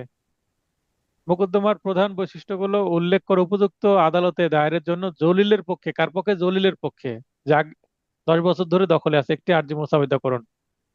তাহলে জলিল 10 বছর, মানে 10 বছর ধরে ভোগ দখল করছে এবং রিসেন্টলি তাকে বেদখল করা হয়েছে। এখন সে 9 ধারায় যাবে না 8 ধারায় যাবে? সে যেহেতু মালিক সে যেতেই পারে আপনার 9 ধারায়।